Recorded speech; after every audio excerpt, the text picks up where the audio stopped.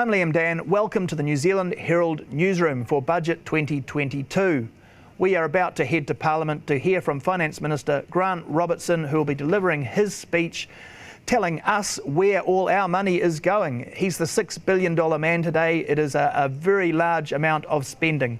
We'll also hear from Parliament from National Leader Christopher Luxon, and throughout the afternoon we'll have interviews with the key politicians and expert analysis to make sense of the numbers so we can get a feel for what it all means for you. At its most basic, the budget is a document that outlines government spending plans for the next 12 months.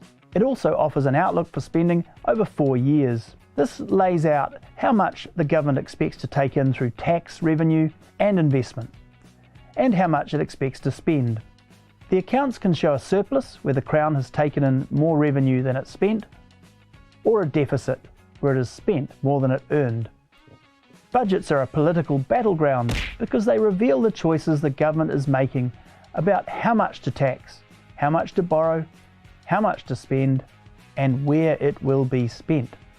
Prior to COVID-19, for the 2018-2019 year, the biggest areas for spending were social welfare with $34 billion, health with $18.7 billion, and education with $15.3 billion.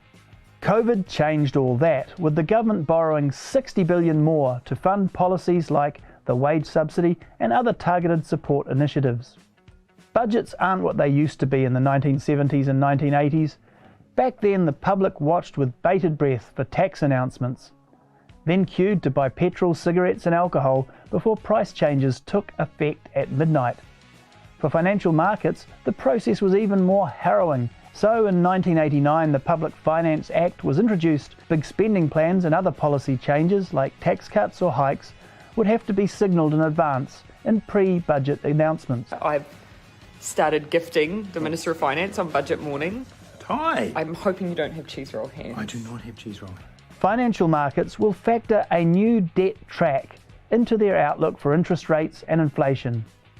There's no question, the budget is still a very big deal. And these things can have a very real effect on our lives in terms of mortgage rates and the cost of living. These days, budgets are more of a political exercise. Governments typically save 1 or 2 big spending announcements to unveil on the day. Okay, welcome back. We are about to head to Parliament to hear from the Finance Minister. There's going to be, before he starts speaking, of course, we have this wonderful tradition of him handing in the documents and going through all the formal process that we will be picking up. But while we wait for that, I think it's worth recapping what we're looking for from the budget today. Obviously, the big thing today is the health spend. It's been well signalled. The issue will be for the government how much of that goes into things that are not fantastic for people to get their head around. So debt, the DHB debt, when they restructure things, how much can they pull out of the hat to do something impressive that people can understand, get their head around in terms of adding new services to health. So that's going to be a big one. We are certainly all concerned about the cost of living, but the Finance Minister's dilemma there will be not adding to inflation. So a lot of pressure on him to be very cautious with the spending. Well, we know this is actually quite a big spending budget in terms of the new operating allowance. So he's got $6 billion. He's the $6 billion man today. So there's likely to be something there. You know, people are talking about the extension of the public transport subsidy and also the issue with petrol taxes. You know, obviously in the last couple of weeks we've seen petrol prices rising right back up there because of the low dollar. So it's almost as if we hadn't had that tax taken off, and so putting it back on right now would be a bit of a disaster. You can see they are presenting the documents. Got the Deputy Speaker there. Sort of goes to a vote. It's all very procedural stuff. This is the great bit for the budget hosts around the country today, as they talk through this sort of arcane stuff that dates back many years. But you know, once we're into it's certainly nothing like the budgets that we used to deal with 20 or 30 years ago when our world changed overnight. But yeah, with quite a lot of stuff well signalled, we've had things like the mental health package, apprenticeships announced in advance, which is you know, all good stuff. But today it's really whether or not the government has got something that they can grab our attention with, make the voting public feel good about. Admittedly, it isn't election year yet, so this is not an election year budget. Politicians will tell you that they don't exist, but I can assure you they do. Looks like we're nearly ready to roll. Clerk of the House now, yeah, presenting, going to Parliament, and we're going to go live now. Of COVID-19 orders presented between 16 and 29 March 2022. The reports of the Finance and Expenditure Regulation Review Committees are set down for consideration. The Clerk has been informed of the introduction of bills. Appropriation 2021-22 Supplementary Estimates Bill, introduction. Repeal of Good Friday and Easter Sunday as restricted trading days, shop trading and sale of alcohol amendment bill, introduction. Electoral Strengthening Democracy Amendment Bill, introduction. Increased penalties for breach of biosecurity bill, introduction. Those bills are set down for first reading. Mr Speaker, The Honourable Grant Robertson. I present the supplementary estimates of appropriations for the Government of New Zealand for the year ending 30 June 2022. That paper is published under the authority of the House. The House now comes to the delivery of the budget. Mr Speaker, The Honourable Grant Robertson. I present the 2022 budget speech, the Budget at a Glance 2022, the Wellbeing Budget 2022, including reports on the fiscal strategy on child poverty and the summary of initiatives, the Budget Economic and Fiscal Update 2022, and the estimates of appropriations for the Government of New Zealand for the year ending 30 June 2023. Those papers are published under the authority of the House.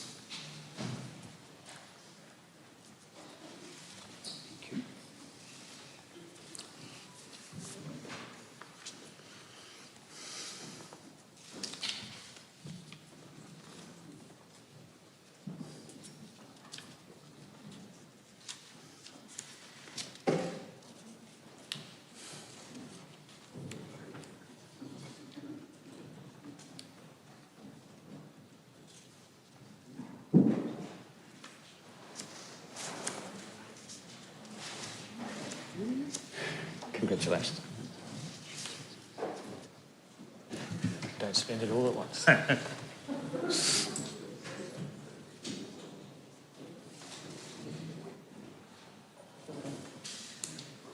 We've got extras.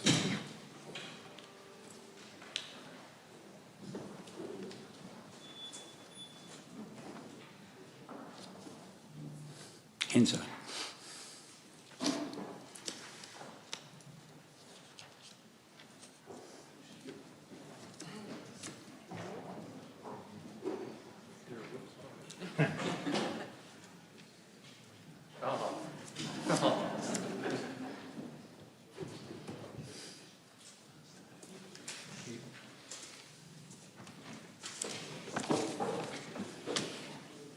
Appropriation 2022-23 Estimates Bill, introduction. The Appropriation 2022-23 Estimates Bill is set down for first reading forthwith. Mr Speaker, The Honourable Grant Robertson. I move that the Appropriation 2022-23 Estimates Bill be now read a first time. The question is the motion be agreed to. Those of that opinion will say aye. To the contrary, no. The ayes have it. Appropriation 2022-23 Estimates Bill, first reading. The Appropriation 2022-23 Estimates Bill is now set down for second reading forthwith. Mr Speaker, The Honourable Grant Robertson. I move that the Appropriation 2022-23 Estimates Bill be now read a second time. It is my great pleasure to present New Zealand's fourth wellbeing budget. In each of this government's three previous wellbeing budgets, we've not only considered the performance of our economy and finances, but also the wellbeing of our people, the health of our environment, and the strength of our communities. In Budget 2020 and 2021, we applied that wellbeing approach to dealing with COVID-19. This meant taking a health and science-led approach, focusing on caring for our people and our communities. It has meant that New Zealand has reached this stage of the pandemic in as good a position as any other country. Mr. Speaker, that is not just because we have one of the lowest death rates from COVID, but also because our economy is in a stronger position than most. This has been recognised by 2 AAA credit ratings from leading ratings agencies and by the likes of the OECD and the IMF. It has been a tough couple of years for New Zealanders. I want to again thank businesses, workers and all members of our community for your hard work. It means we are now in a strong position to meet the next set of challenges and take the new opportunities to provide all New Zealanders with economic security in good times and in bad. The investments we are making in this budget build on the progress we made in Budget 2021 towards the government's 3 goals for this term. These are continuing to keep New Zealanders safe from COVID-19, accelerating the recovery and the rebuild from the impacts of COVID-19, and laying the foundations for the future, including addressing key issues such as climate change, housing affordability and child poverty. Budget 2022 invests $5.9 billion a year in net new operating spending, while introducing multi-year funding packages that also draw from Budget 2023 and Budget 2024 operating allowances. We're investing $2.9 billion from the Climate Emergency Response Fund to meet our emissions reduction plan and lay the foundations for a long-term transition to a low-emissions, high-wage economy. And, Mr. Speaker, we are also supporting New Zealanders to meet the rising cost of living caused by global inflation pressures through a targeted package of support focusing on low and middle income New Zealanders, including a short-term cost of living payment for around 2.1 million people. Mr. Speaker, New Zealand's overall well-being has held up well during the COVID pandemic. Our mortality rate remains lower than those of our international peers, and life satisfaction remains high across all ethnicities. While the economic contraction associated with COVID-19 was much deeper and much more sudden than what New Zealand experienced during the global financial crisis, the economy has proved to be resilient, with economic activity in the December 2021 quarter 3.5% ahead of pre-pandemic levels. Unemployment at 3.2% is at record lows. Household incomes have continued to rise and balance sheets are strong across almost every sector. We have done this with some of the lowest debt in the world. Our net debt is forecast to be around 1/2 of Australia's, 1/4 of the UK's and 1/5 of the USA's using a comparable measure. As I've indicated, we are moving to a new debt indicator that is more in line with how other countries measure their net debt and more accurately reflects the government's fiscal position. On that indicator, net debt will now peak at 19.9% of GDP, or 41% using the old indicator, before reducing further over the forecast period. Economic growth is forecast to peak at 4.2% and average 2.1% across the forecast period. We're forecast to reach an operating balance before gains or losses, the Obergale surplus, in the 2024-25 financial year. This will be 5 years after COVID hit us and is a year earlier than the previous government returned to surplus after the global financial crisis. New fiscal rules will oblige the government to run a small surplus on average over time once we have returned to surplus and maintain net debt at a ceiling of below 30% of GDP. This approach means that current expenses will be met from current revenue. We will have a prudent level of debt that allows for a buffer against future shocks while providing room for high quality and much needed investment to close our infrastructure deficit. Mr. Speaker, this balanced approach to fiscal policy is critical as we face the immediate challenges that are in front of us and as we address the long-term issues in our economy. The impacts of COVID-19 remain with us. Experiences of the pandemic differ greatly among New Zealanders, and its long-term effects have yet to be seen. Long-standing challenges around climate change, child poverty, productivity, and housing quality and affordability have not lost their urgency. On top of that, Budget 2022 has been delivered in a difficult time for the global economy and for many New Zealanders. The impacts of rising inflation due to COVID, supply chain challenges and pressure on oil prices from the Russian invasion of Ukraine are being felt at the petrol pump and at the supermarket. This budget responds to these immediate challenges facing New Zealanders while also looking ahead. The here and now matters, but so too does tomorrow, and making sure that we provide for a secure future. This budget is about both. A careful balance to provide economic security into the future and make sure we invest for what is needed now without adding to the drivers of inflation. Mr. Speaker, I'll talk more about our long-term initiatives shortly, but first I want to focus on our immediate challenges. I'm acutely aware of the cost of living pressures that exist for many people, particularly those on low and middle incomes. While the current levels of inflation are expected to be temporary, this doesn't take away from the impact it is having on households and businesses. New Zealanders are not alone in feeling these pressures. Recently, the US has recorded inflation of 8.5%, Canada 6.7%, Germany 7.3%, and as of last night, the UK 9%. The very latest OECD average was an inflation of 8.8% in March, putting New Zealand about the middle of the pack. Such international comparisons, however, do not diminish the impact on New Zealanders who are currently struggling to deal with rising costs. Mr. Speaker, the government throughout COVID has supported households and businesses.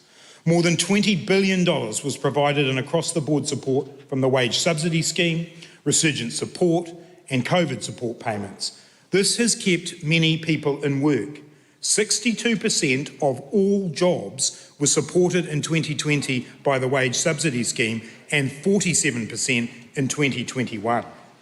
In response to the rapid spike in global oil prices following the war in Ukraine, we moved quickly in March to reduce the fuel excise by 25 cents a litre. For a family that fills up an average car every week, that represents up to $17 per tank or more than $220 worth of support over the 3 months. Road user charges were similarly reduced and public transport prices halved for the same period. These measures were on top of changes that we made to increase income support for low and middle income families from 1 April this year, including a third lift in weekly main benefit rates following those in 2020 and 2021. The changes that we have made since coming into government mean that 364,000 people who receive income support are better off by an average of $109 per week. For those with children, they are better off by an average of $175 per week. As we move through these next few months, further targeted support is being provided for low and middle income New Zealanders. The resumption of the winter energy payment from the 1st of May is providing this for superannuitants and those on income support, with at least $80 per month from the beginning of May until the end of September. But the increasing cost of living is affecting those on middle incomes as well. To provide targeted support to a wider group, through this budget, the government is investing more than $1 billion in a cost of living package targeted at low and middle income households.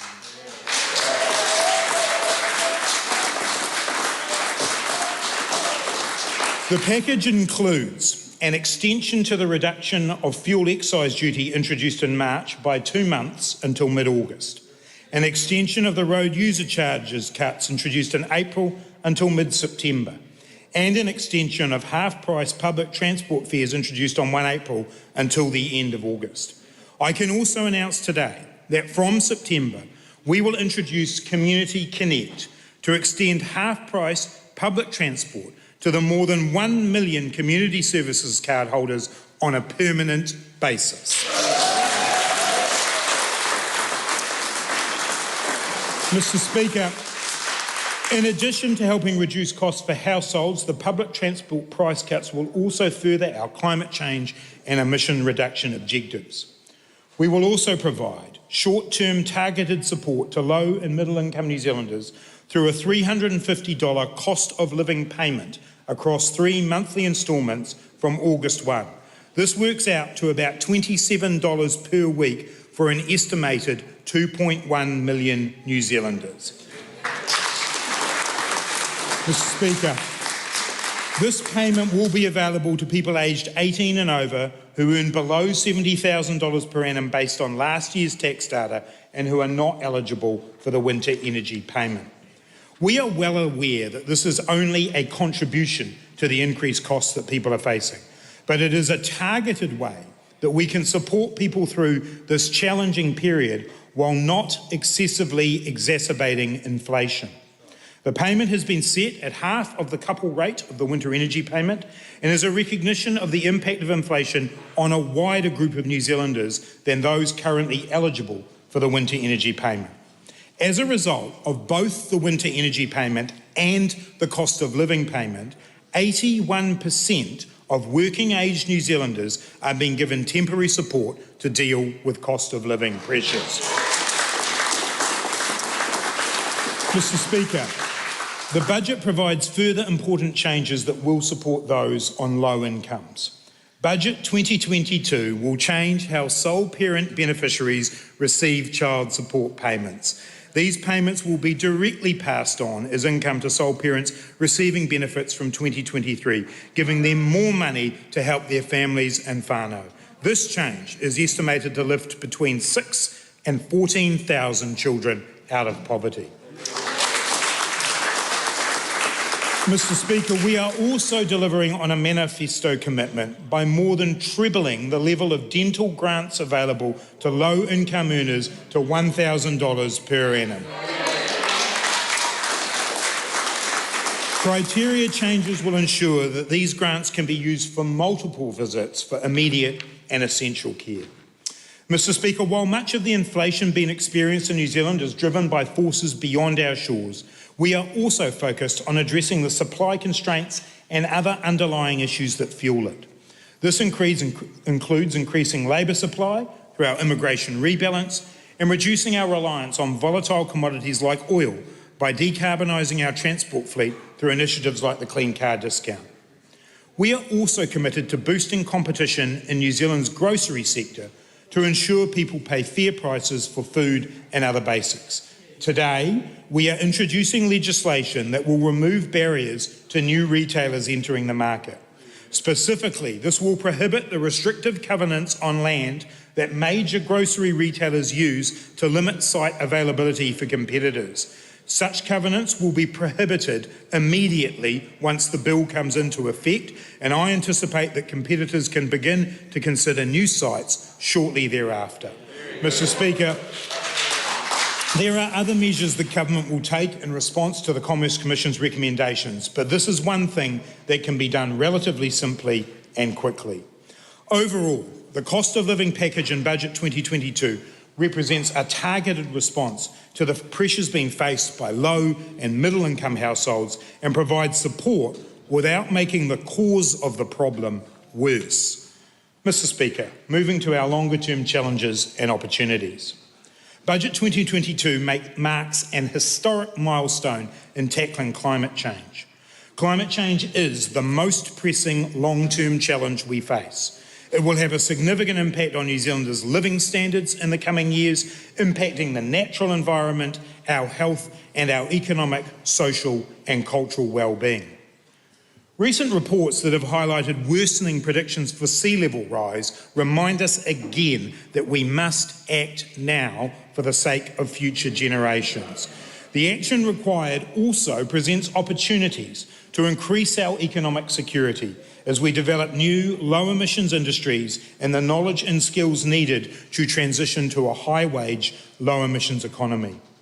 New Zealand's reputation in the world and the brand on which we trade is tied to the action we take on environmental issues, including climate change.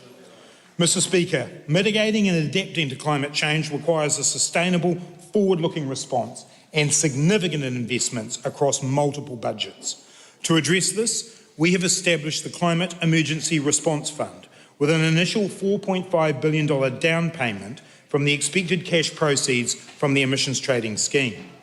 For Budget 2022, investments are focused on mitigation, particularly initiatives to deliver actions in the emissions reductions plan.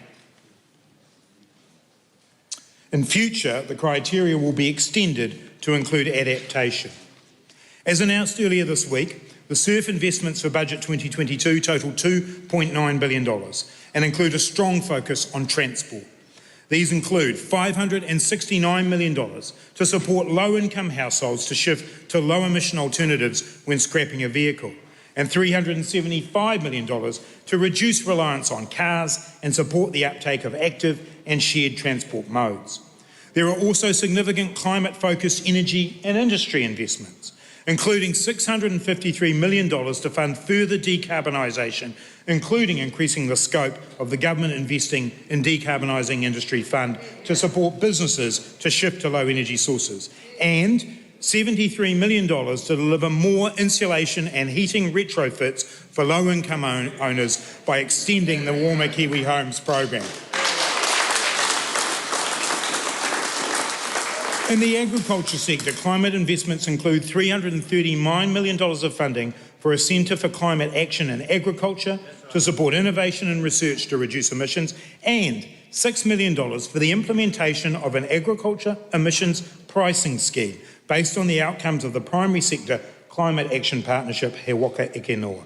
In the forestry sector, $91 million is allocated to reduce the use of coal and other carbon-intensive fuels and materials by increasing woody biomass availability, and $145 million to create large-scale native forests as carbon sinks to offset emissions in other sectors where abatement is difficult. Mr Speaker, the Government's emissions reductions plan will help us meet the carbon budgets set by the Climate Commission.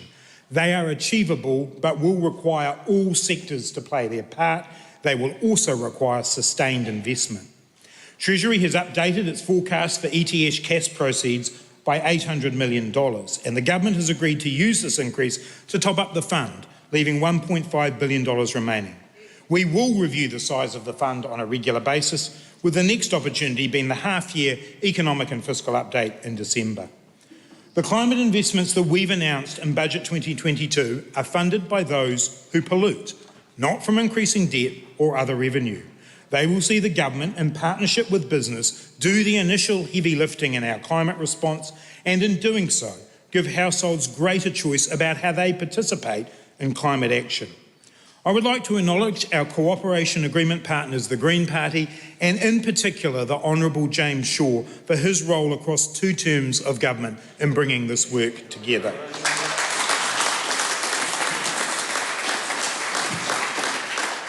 It is no longer good enough just to talk the talk on climate action. At Budget 2022, we walk the walk, or take public transport or another sustainable mode of transport. A dad joke from Minister Shaw.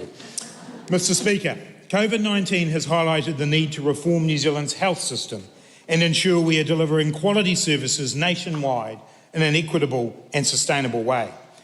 Our health system is staffed by dedicated and talented health professionals, but the system in which they are working is fragmented, inefficient and financially unsustainable. For too long, New Zealanders' access to health services has been a postcode lottery. For decades, we have seen inequalities grow in the health outcomes for Maori and Pacific peoples. Today, that changes. Budget 2022 provides the largest investment ever in our health system, with $11.1 billion in new funding to put that system on a sustainable financial footing. This will ensure that Health New Zealand and the Māori Health Authority are able to make the changes needed to deliver better health services for New Zealanders wherever they live. To set this system up for success, we need to change the way that we provide funding for health. In recent years, district health boards have consistently run deficits, with funding unable to meet growing demand and address historic cost pressures. Relying on the annual budget cycle for funding has made it difficult to plan for future investments and address long-term challenges in the health system.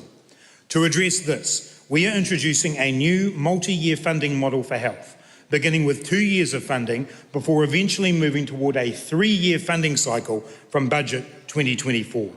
The 2-year transitional package agreed through Budget 22 begins with an investment of $1.8 billion per annum, including funding to deal with the deficits of the previous system, and this will be followed by a further $1.3 billion per annum from 2023. Unlike in previous budgets, where cost pressures for specific services have had to be traded off against one another, delayed or partly funded, this general increase will allow Health New Zealand to take a central view and identify the priorities for funding across the system. Mr. Speaker, the transformation of our health system will take time, but these first investments will make significant progress towards a fully equitable, sustainable and quality health system for the future. Within the funding allocated in Budget 2022, there is $488 million for primary and community care. This will roll out local models of care that are tailored to the populations they serve, as well as securing and developing the capacity and capability of Maori and Pacific healthcare providers. Mr. Speaker, the investments for Maori healthcare providers contribute to a wider package of initiatives totalling $580 million across the health, social and justice sectors which contribute to Maori health and wellbeing. This includes $166 million for whānau ora providers to continue supporting more than 40,000 whānau. Mr. Speaker, the budget will also make the largest ever single contribution to Pharmac's medicines budget. We are investing $191 million over the next 2 years to make more medicines and other health treatments available.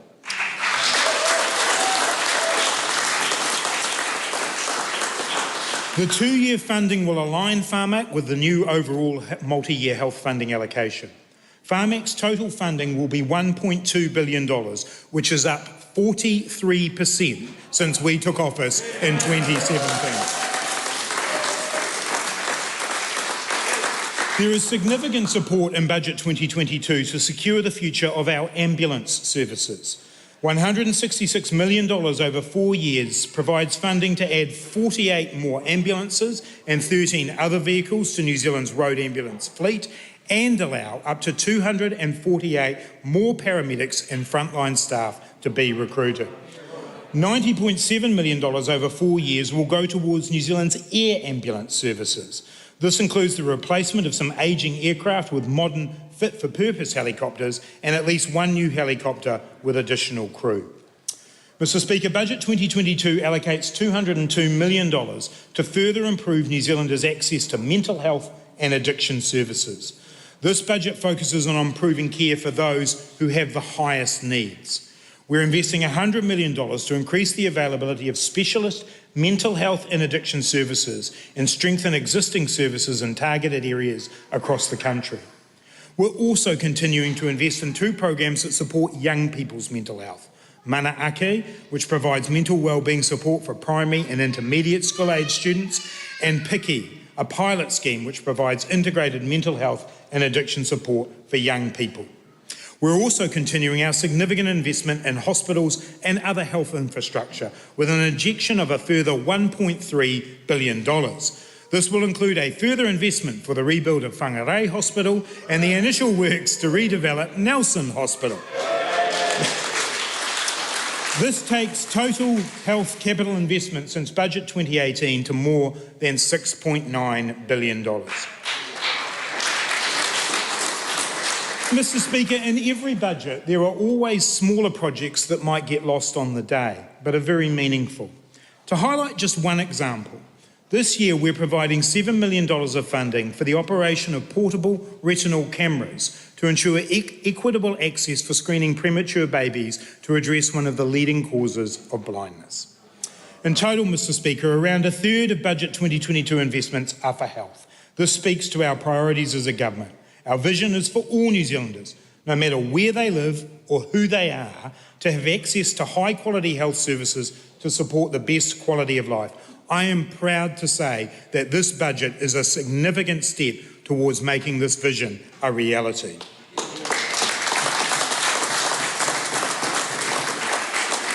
Mr. Speaker, in response to COVID-19, we went hard and we went early, an approach that has paid huge dividends. Key to this success was the establishment of the COVID-19 Response and Recovery Fund.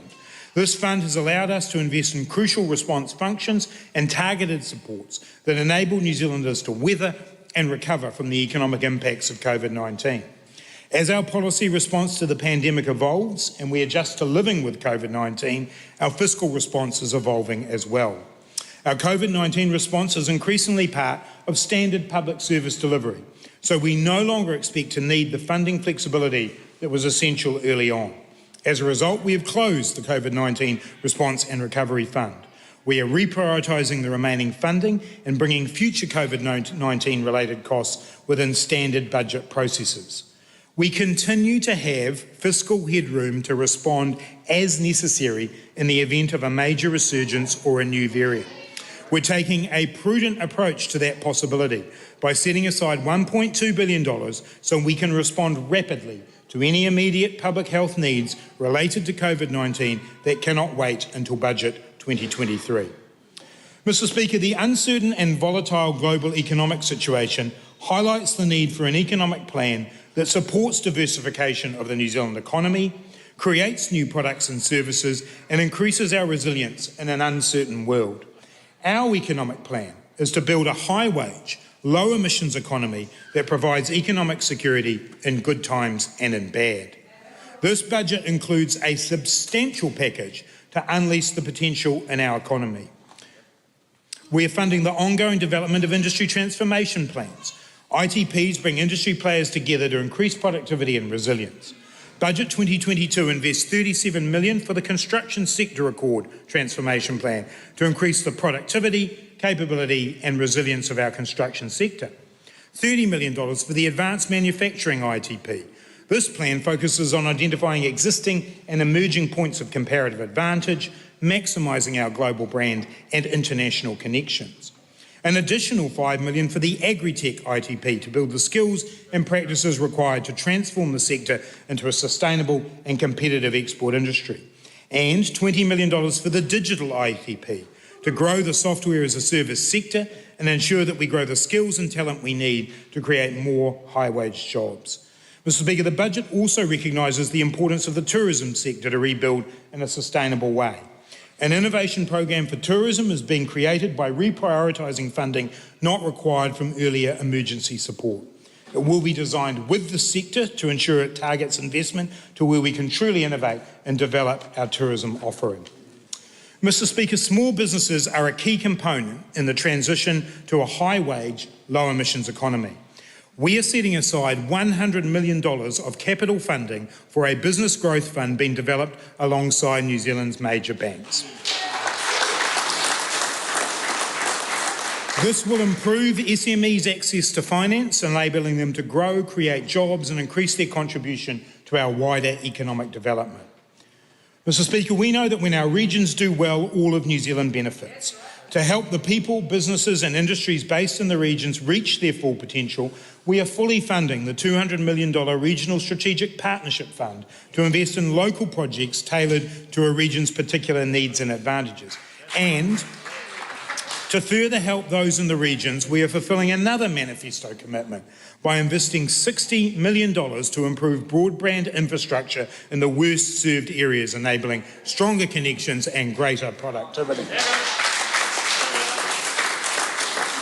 Mr. Speaker, this government is focused on delivering better infrastructure, and that is a key component of our vision for a high-wage, low-emissions economy. Our first 30-year New Zealand infrastructure strategy from Te Waihanga, the New Zealand Infrastructure Commission, shows that if we continue on the path of the past 4 decades, we will not be able to meet our future infrastructure needs. Underinvestment in our crucial infrastructure is one of New Zealand's greatest long-term economic challenges. We have dedicated more than $60 billion to infrastructure over the next 5 years. But that alone is not enough. We need to be smarter about the way we plan, deliver and use our infrastructure. And this will mean getting more from the infrastructure we do build, reducing costs and prioritising for the greatest impact. Te Wahanga's strategy will be a key enabler of many of the government's priorities, tackling the housing crisis, responding to climate change and building a more secure economy. Mr. Speaker, Budget 2022's new investments in infrastructure include $349 million of capital funding to replace and modernise our rail assets and the $1.3 billion to upgrade our health infrastructure to support current and future demand. In total, Budget 2022 includes $4.7 billion of capital investments from the $9.8 billion multi-year capital allowance. Budget 2022 also has a strong focus on transitioning to a digital economy. improving how we deliver public services and keeping our existing digital services safe from cybersecurity risks.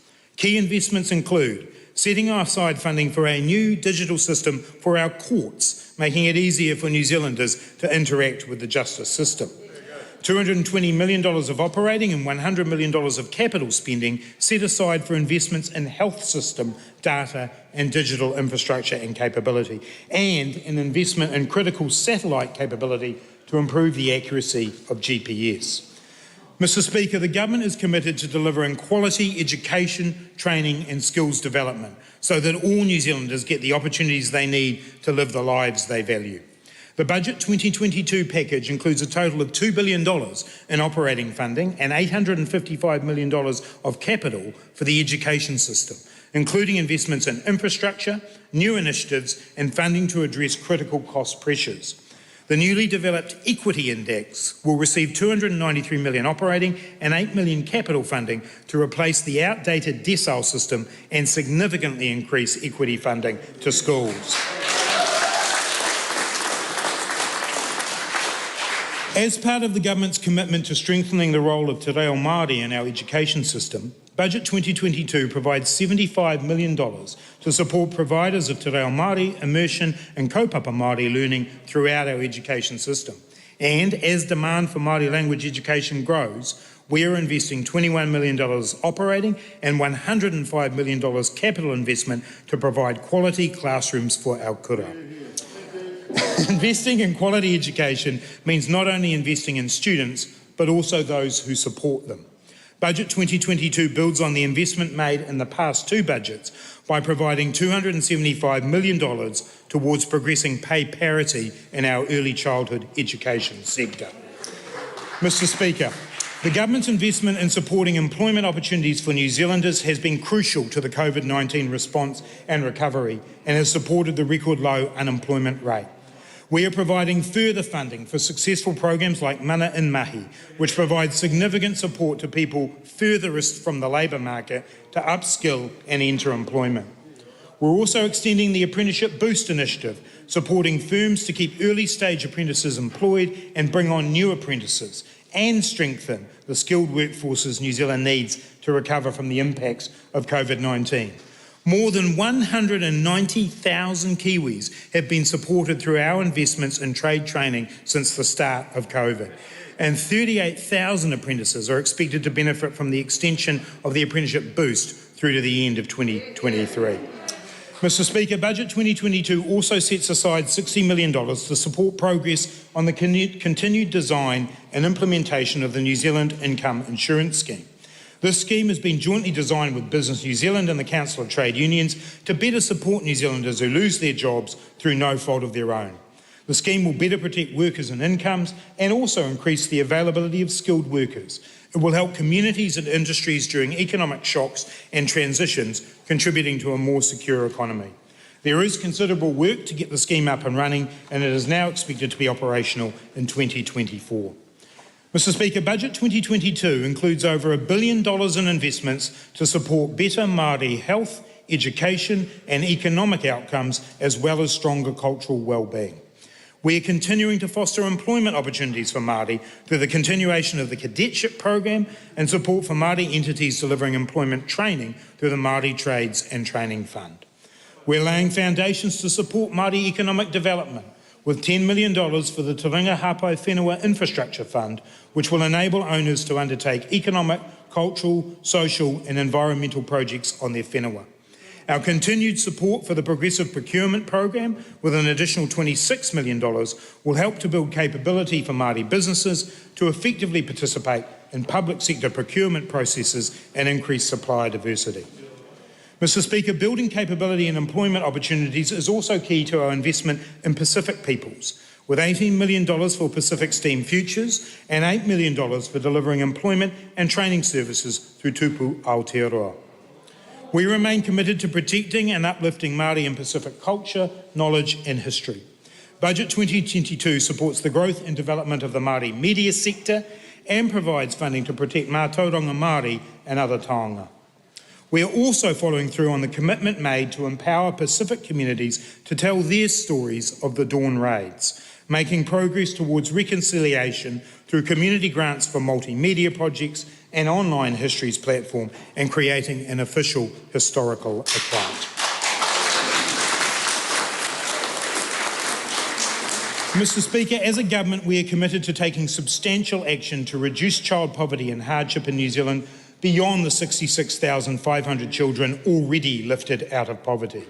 While our targets are ambitious, the latest figures for 2021 are encouraging.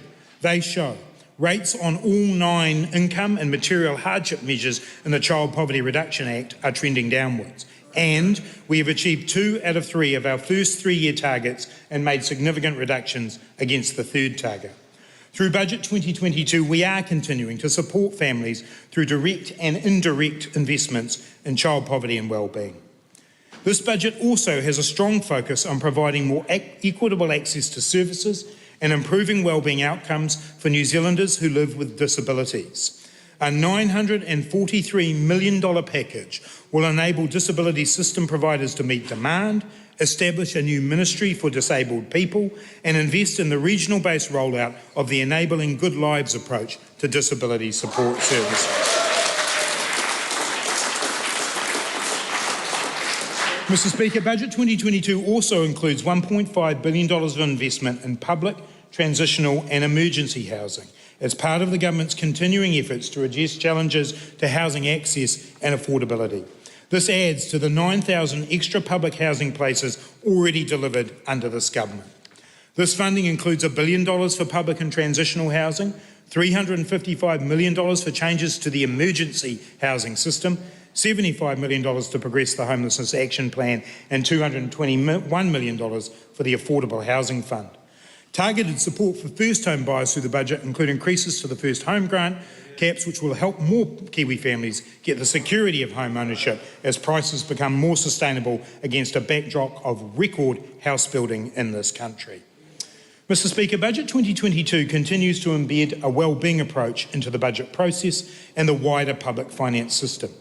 The innovations introduced as part of Budget 2022 will allow us to better address complex, multi-generational challenges and facilitate longer-term investment.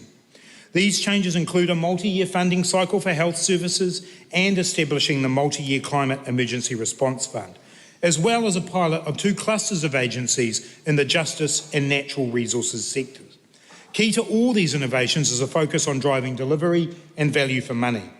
The clusters help break down silos between agencies and also help ministers to collectively make trade-offs across related areas. 3 years of funding gives agencies the certainty to plan ahead with a focus on achieving longer-term outcomes and managing cost fluctuations. Ministers and agencies have worked together to develop a funding package based on 4 priorities for a more effective overall justice system. Key Justice Cluster investments include $46 million to develop a cross-sector model to guide future investment in services for victims and increasing the uptake of financial grants under the Victim Assistance Scheme, and $190 million to maintain and strengthen legal aid to ensure access to justice for people who cannot afford a lawyer. Budget 2022 also invests in solutions to prevent harm from crime in communities and improve the safety of our frontline workers. This includes $92 million of operating and $2 million capital funding for effective implementation of the government's end-to-end strategy to prevent harm from serious and organised crime in New Zealand. Reforming the resource management system to deliver better outcomes for our natural and urban environments is a priority for this government. It is a key focus of the Natural Resources Cluster, with $179 million to support the successful implementation of these reforms. Other key natural resources investments include $18 million operating and $5 million capital funding for a permanent network of advisory services to support more sustainable and productive use of rural land, and $40 million total operating to progress industry transformation plans for our primary sectors, including fisheries, forestry and the food and beverage sectors. Mr. Speaker, Budget 2022 comes at a time when the global economy is uncertain and volatile. Our response to that requires a careful balance. Faced with the current elevated levels of global inflation, some would have us pull back on supporting New Zealanders with the public services that they need. But that will not reduce the prices that Kiwis are facing at the pump or in the supermarket. It will only undermine the well-being and security of our people, and it is not an option I am prepared to consider. Instead, this budget backs New Zealanders in shaping the new normal that is life with COVID. It builds on the collective hard work that has delivered a strong economic base to meet core needs across health, education and housing, while also supporting climate action and investing in the skills, infrastructure and industries we need to grow higher paying jobs. We are providing support in the here and now for those facing cost of living pressures, while carefully managing our spending and keeping debt under control. This budget represents a major step towards a future where we provide economic security to all New Zealanders while delivering higher wage jobs that support a low emissions economy. Mr Speaker, Aotearoa New Zealand has navigated COVID better than almost any country in the world. We did that by putting our people first, by taking a well-being approach and by targeting our support where it was needed the most. We will now take the success of that approach and build on that foundation to overcome the challenges we face and seize the opportunities for a secure future for all New Zealanders. Mr Speaker, I commend Budget 2022, A Secure Future, to the House.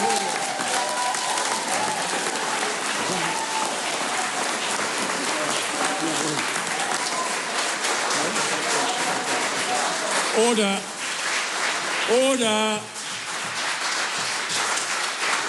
The question is that the motion be agreed to. The Leader of the Opposition. Mr Speaker, I move that all the words after that be replaced with "this House and the people of New Zealand have lost confidence in this government because this budget takes them backwards. The books are going backwards, households are going backwards, outcomes are going backwards, New Zealand is going backwards." And Mr Speaker, Grant Robertson had one task in this budget, and that was to ruthlessly focus everything in this budget around overcoming the cost of living crisis and to stop New Zealanders going backwards. But it's clear that he's failed because Grant Robertson has delivered the backwards budget. Now I have to say, we had a moment. We thought about calling it the budget blowout budget. Then we thought about maybe it's just the Band-Aid budget, but we landed on the backwards budget. Because when you cut through all the words and you strip out all the spin and you look at the facts of it, the sad news for New Zealanders is that Kiwis are going backwards, the books are going backwards and the outcomes are going backwards. Now, Mr Speaker, the sad part of this budget is that the reality is that Kiwi families and Kiwi households are going backwards. They're being squeezed by this massive cost of living crisis. And I want New Zealanders to get really clear about where we are and what's happening with this cost of living crisis, because inflation is at a 30-year high. It's higher than most of our trading partners, despite what Jacinda Ardern and Grant Robertson will tell us, and it's actually getting a grip in this economy. Now, some people like David Parker are students of economic history, and if you go back to New Zealand in the early 80s, we remember interest rates being at 20%. We were in double-digit inflation. You look around the world and inflation destroys economies. And once it gets in, it's hard to get out, and it causes hurt and pain to people everywhere. We've got inflation now at just under 7%. We've got wage growth only at 3%, and that means all Kiwis are going back faster than they've been going in the last 3 decades. Mortgage costs are up because interest rates are up. Rents are up $150. Food prices up, the highest it's been in over a decade. And petrol is up over $3 a litre. And I can tell you, Kiwis up and down this country are feeling that pain. And this budget will be putting Kiwis backwards into the future. The budget forecasts that inflation isn't actually due to come down below 3% until 2025. And what that actually means is that this cost of living crisis is going to go on for longer and for some time. And Kiwis will keep going backwards. And rising inflation is going to mean that our mortgage rates, our interest rates are going to have to go higher for longer. And sadly, there is more pain on the way for Kiwi households. And what we saw in this budget was that the growth forecasts have been slashed. Growth in 2024 will be less than 1%. And only a few months ago, growth in 2024 was going to be 2%, and now it's been slashed. And unemployment is going to continue to rise, and by 2025, we expect it to be just under 5%. Kiwis are going backwards under Labor, and the budget shows that it's going to continue. Now, to Grant Robertson, my advice to you is quite simple. You need to get out more. You need to leave the beehive, get out of the Wellington Central Beltway and go meet some real people up and down this country. Because I can tell you, the Kiwis will tell you they're going backwards and you're not listening to them. And every week I get out of this place and I go to maybe 2 or 3 towns across this country, and the message is clear. There is a big cost of living crisis. It is broad-based, it's affecting everyone, and it's impacting everything.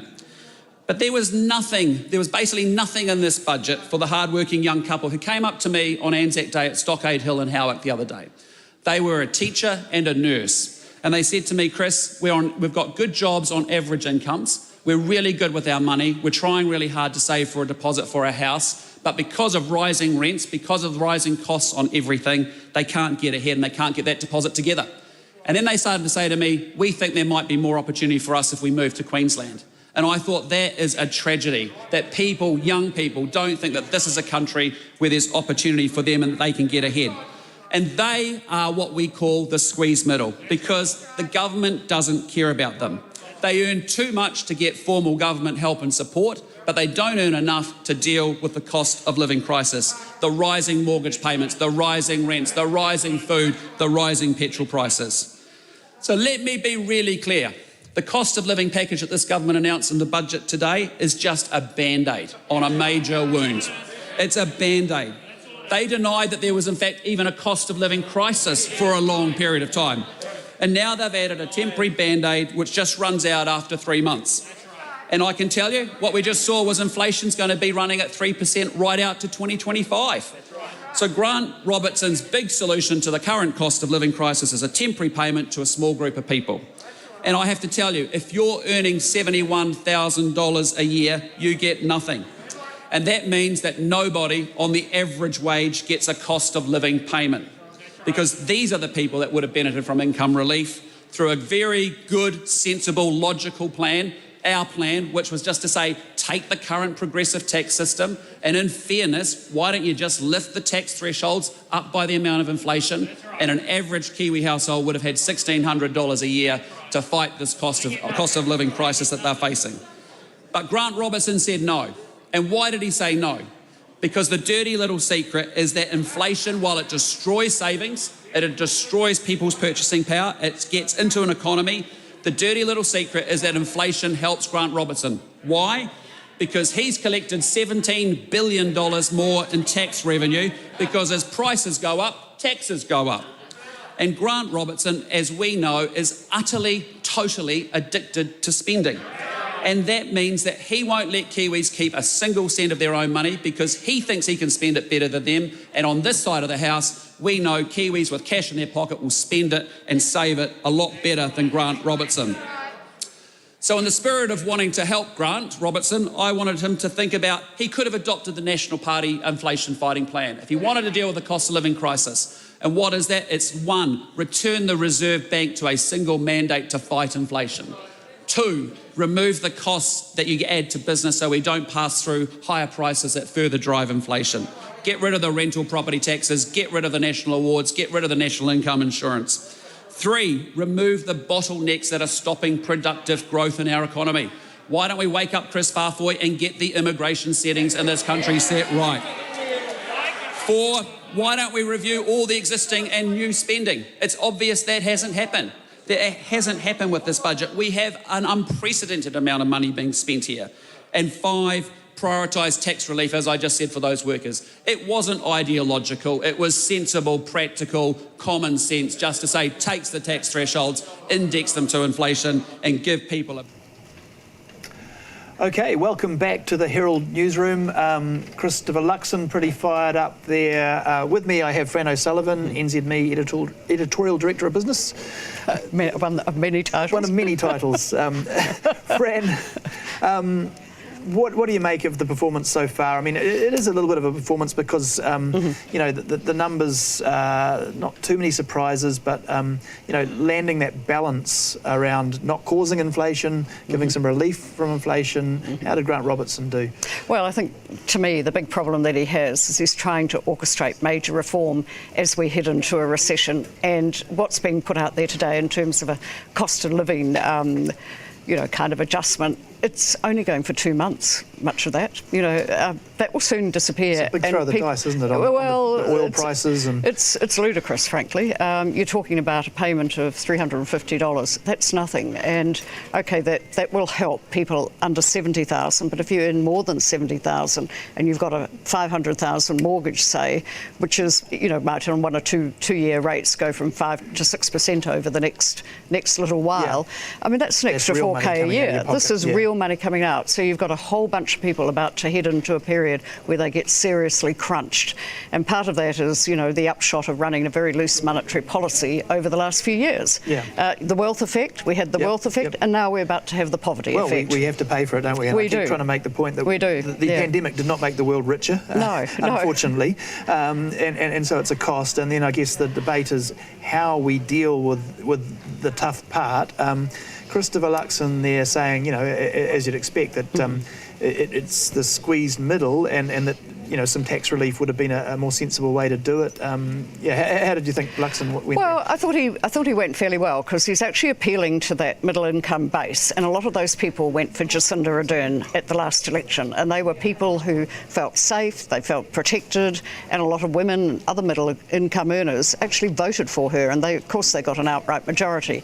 Now he's got to peel some of that back, and appealing on a cost of living basis. I mean, I'm surprised he didn't come out and say the Crown is actually robbing the taxpayers blind, because that's the actual effect of failing to adjust for fiscal creep, you know, for going up to and so on your tax bracket. And a lot of people are, you know, the Crown's doing very well indeed. I mean, it's getting this major, you know, ballast into its own accounts, but meanwhile we're paying for that. And people, you know, I think the honest thing to have done would be to adjust that, because I think it's 2010 was the last major adjustment on those brackets and thresholds. I mean, there is some big investment there in health, and also I saw education, capital spend on buildings and things. I guess the question is, you know, and it's political because some of it may be catch up from governments past and things, but how much value does this government get out of doing that when it's quite back end sort of stuff? Well, and the problem is it's not actually going to achieve much in the next little while. These are long range projects, long range investments, and they're going to take a while to trickle through and to get some results out the other end. And you just see that looking at light rail, for heaven's sake. I mean, this is something that Labor campaigned on in 2017. We've now heard that the light rail business case won't be decided on until 2024. So they're going to be having to look pretty heroic if they're actually going to deliver on some of the stuff. So it's big transformational projects, probably have to be done, but should you be doing it right in the middle as we go into a recession? And that's what a lot of people would question. You know, I think it's hard for Labor because they've got slammed by COVID and slammed now by international inflation. But I mean, that is the reality of being in government. That is the reality. That is the reality. But are we actually positioning people sufficiently well to come out of this? And are we going to actually make sure some of our prime assets, which are young people, will actually stay here? And just on the business side, I mean, was there much there for business? I mean, business wasn't expecting much to get excited about, but in terms of instilling some confidence around the policy, or even you know, anything there for them in terms of promoting business growth, investment, development? Yeah, I mean, there's a bit there. There's quite a lot toward Maori investment, for instance, in helping to sort out for business progression there. But there'll come a point where, you know, people will start to say, well, hang on, you've got to sprinkle this fairy dust a little bit more equally around the place. And there has been work done, and work done not just in the budget cycle, but earlier. And I think this government has made, you know, pretty significant investments in trying to, for instance, bring in people for the work from anywhere culture, bring down people to, you know, cover gaps that we have in ICT, for instance. It's opened the doors to filling some of our labour gaps again by bringing in people from offshore. And these are things that are not budget announcements, but they will contribute to the health of business. Look, it's not election year, obviously. Politicians try to say that they don't have election year budgets and non-election year budgets, but Does this leave them scope to do a bit more next year? I guess a lot's depending on how the economy breaks from here. Yeah, and you know, I mean, Labor's had the best of times because, you know, people were driven towards Labor by the policies through the COVID era. So it has had this huge power to do things by being a majority government. And we haven't seen this since, the first past the post era, where a government has actually been able to come in and really do what it wants to. But then, of course, it's got slammed by COVID as well. Yeah. And so the impact of that on the economy and on people's confidence has been significant. And around the world, regardless, you can debate the merits of how well governments have done with COVID, but looking across the Tasman, people aren't stopping and looking back and being hugely grateful. I mean, people look forward, don't they? And it's the what's happening to their pockets right now that's yes, and we tend to be an ungrateful lot, frankly. Yes. I mean, it's you kind of pocket the good times, but then you move on. And I think people are about, for a number of people who've come into being able to leverage up and pay an extraordinary amount, frankly, for overvalued housing. Yeah. They're going to feel a lot of pain when that crunches as those interest rates effectively double over the next little while. So that's going to hurt people, and so money will be coming out of their pockets to meet interest payments for their mortgages. At the same time, they're hitting a double whammy with costs going up for just about everything, including food, and then just on everything, which is another bonus to the government, because the government actually does quite well out of high inflationary environments. Yeah, well, GST, everything's so government does well. But the poor old worker in that is also facing an environment where asking bosses for pay increases. That's going to be a very interesting discussion, So I think we're in for a angsty time. Yeah. Oh, look, thank you very much, Fran. We are going to throw back down to Wellington, where I believe Thomas Coughlin has got Nicola Willis ready to go. So let's cut down there and see what Nicola has to say. First, Nicola Willis. Nicola, thank you for joining us. What did you make of today's budget? Well, Labor's backwards budget will take New Zealanders backwards in their household incomes, with inflation set to stay higher for longer outside the band until 2025, meaning interest rates are going to be rising faster, mortgage payers are going to be paying more, and their household incomes are going to be eroded. The budget takes us backwards, with growth less than forecast just a few months ago, unemployment set to rise faster and higher than had been predicted, and it has at the centre of it a massive spending blowout. The Finance Minister, not satisfied with having the biggest spend up in budget history, has rated future years' budgets so that in total he will be spending $8.4 billion next year, and that's before you add in money from the COVID fund, the Climate Change Fund, and money that he's set aside for a cost of living band-aid. Yes, so I suppose the official numbers today are $5.9 billion of your operating spending. You got about $1.5 billion of the climate stuff that was announced on Monday, plus the $1 billion of the cost of living package today. But you think the true number is close to what, $8 9 billion? $8.4 billion, because the extraordinary thing that Grant Robertson has done with his addiction to spending is he has raided next year's budget kitty and spent it this year. He has allocated it in this year's budget.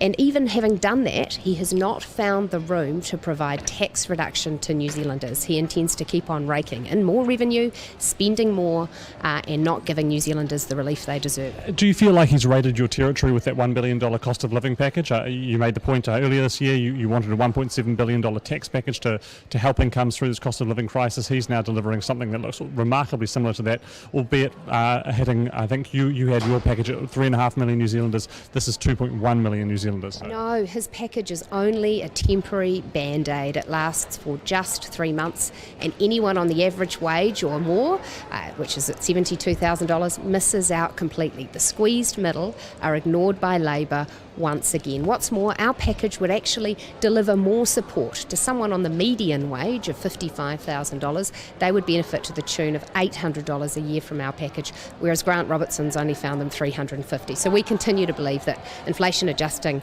tax brackets would have been a much better way to go.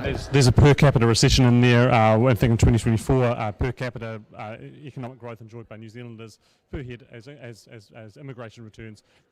New Zealanders, the economy goes backwards as a measure of growth per year. That must be very disappointing for you. Very disappointing to see the economy going backwards, and I'm really worried for New Zealanders. They will look at these figures today and see dark clouds on the horizon, both for their own personal financial security, with inflation set to keep eating away at their incomes, interest rates looking like they'll be eating away more, and no prospect of real, sustainable, productive growth. We have a finance minister whose only plan for our economy is to tax more, spend more, and hope that things will get better, and that is not good enough. No, I take your point. Obviously, the opposition finance spokesperson. Is there anything in there though that you think you can get behind? There's a bit of money for quite a bit of money for health, increasing the Farm Act budget, money for defence and for policing.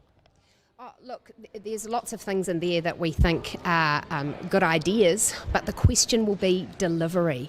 This is a government that does not have a track record of delivering outcomes for the spending that it allocates. I think of Kiwi Build, $2 billion allocated, 100,000 houses promised, only 1,300 built. So the test for this budget was, are we seeing clear targets, clear deliverables? And there's a lot of that missing from what we've seen so far. Nicola Willis, I know you'll be very busy today. Thank you very much for giving us some of your time, and I'll let you get back to the house. Thank you.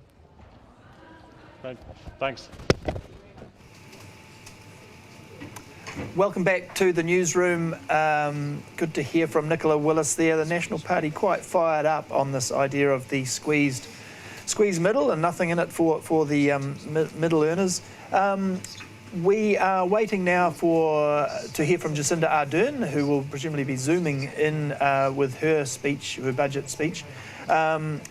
While we wait, let's recap what we've learned so far from the budget today. The big one really has been the emergency $1 billion cost of living package. So that is a one-off payment of $350 to 2.1 million people, the people in the lower earning brackets.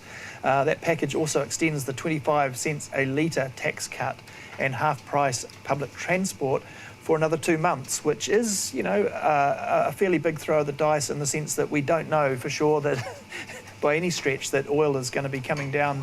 The war in the Ukraine is rolling on. They may well find that those petrol prices are still very high 2 months from now, but that is some relief for all of us at the pump. We have an $8 billion increase in health spending, including $71 million for Farm Act to buy more cancer drugs, which is always a contentious topic. More money for ambulances and more rebuilding for rundown hospitals. And the issue there possibly is that a lot of this is back-end spending for health. It's to do with dealing with debt for the DHBs and setting things up into the new health system. We will hear a bit more about that shortly, talking to University of Auckland Professor Dr. Tim Tenbidsell. But before we get there, we're just waiting on Jacinda Ardern, who is now ready to start speaking, I believe.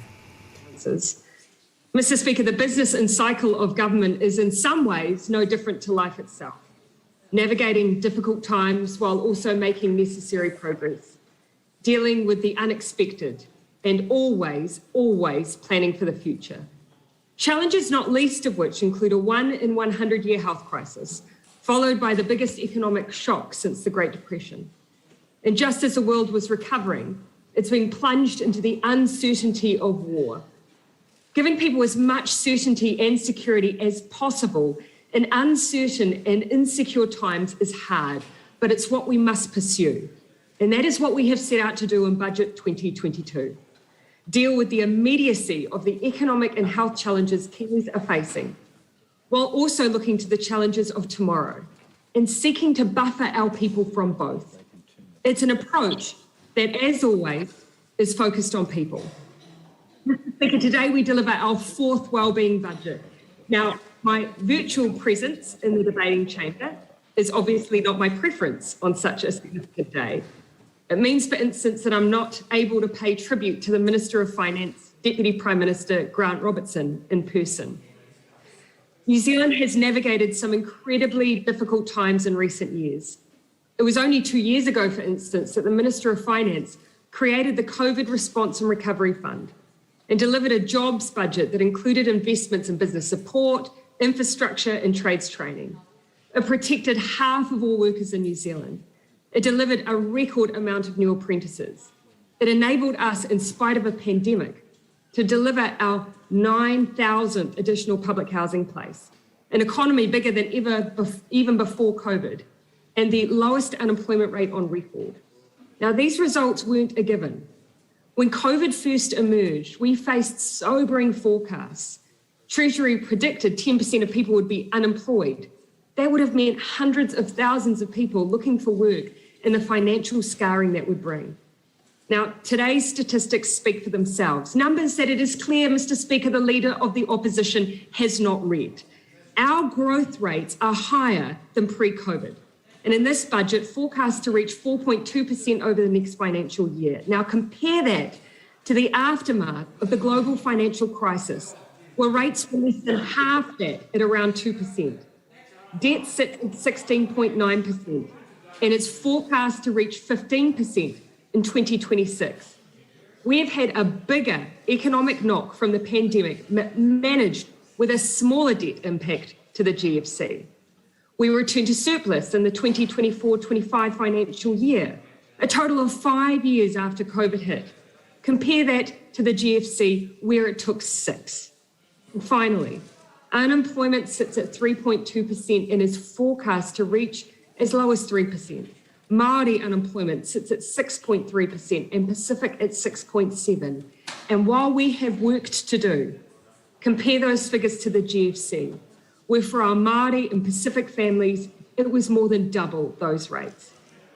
Now, that is not to say, Mr. Speaker, that times aren't tough for many New Zealanders right now. They are. And not just here, but around the world. But in the midst of a crisis, in the midst of such tough economic times globally, we are well placed to recover with one of the best economies in the world. And while there are many reasons for that, Grant Robertson is one of them, and for that, I thank him. Mr. Speaker, it was Labour who got us through COVID, and it is a Labour government who will get New Zealand through the next set of challenges as well. And that is what this budget is all about, addressing the challenges of today, but also of tomorrow. Now, Mr. Speaker, when it comes to today, there is no more universal challenge right now than the cost of living. Globally, we know that we are not alone, as inflation pushes up prices around the world. The average rate of inflation in the EU is 7.7%. It's high in Canada and Germany. Just yesterday, the UK hit 9%. In the Netherlands, it's nearly 10%. And while there are many reasons for it, one thing forecasters are predicting is that it will improve in the latter half of 2022. But that doesn't help Kiwis now. Now, while we can't control global inflation forces, our job is to take the hard edges off it for Kiwis. And that is why this budget includes a cost of living package to cushion the impact for middle and low income families. Now, we've had to be incredibly careful in developing this package to make sure it reached those who needed it most. Anything too broad could make inflation worse. And that's exactly what the National Party's tax cuts to the wealthiest would do. They would feed inflation while giving the biggest benefit to those who need it the least. We also needed to make sure our response was sustainable and that eased pressure on families while also keeping up the investments in their healthcare system and in their education system. After all, no one would thank us for short-term relief that came at the expense of long-term services that Kiwis rely on. And we also wanted to make sure that what we did was timely. The result is the cost of living package we've delivered today. First, it continues the reduction of the cost of fuel at the pump by 25 cents a litre through to August. Now, the war in Ukraine is continuing to make prices volatile, and this is some certainty that we can provide in the meantime for everyone.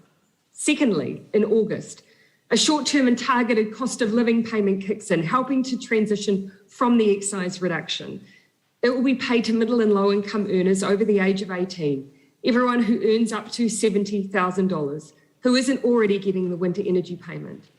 It means those who are doing the vital but unpaid work of caring, such as a stay-at-home parent, will be eligible for the payment, which will be paid monthly for 3 months and equates to an extra $27 a week or $350. In total, it will ease the pressure for more than 2 million people and means that 81% of New Zealanders aged 18 and over will either be receiving the winter energy payment or the temporary cost of living payment this year. Now, no temporary fast relief can be perfect, but it can make a difference. Thirdly, half-price fares for public transport will remain through August, and then a new change kicks in. All community service card holders will continue to be able to travel for half price, permanently.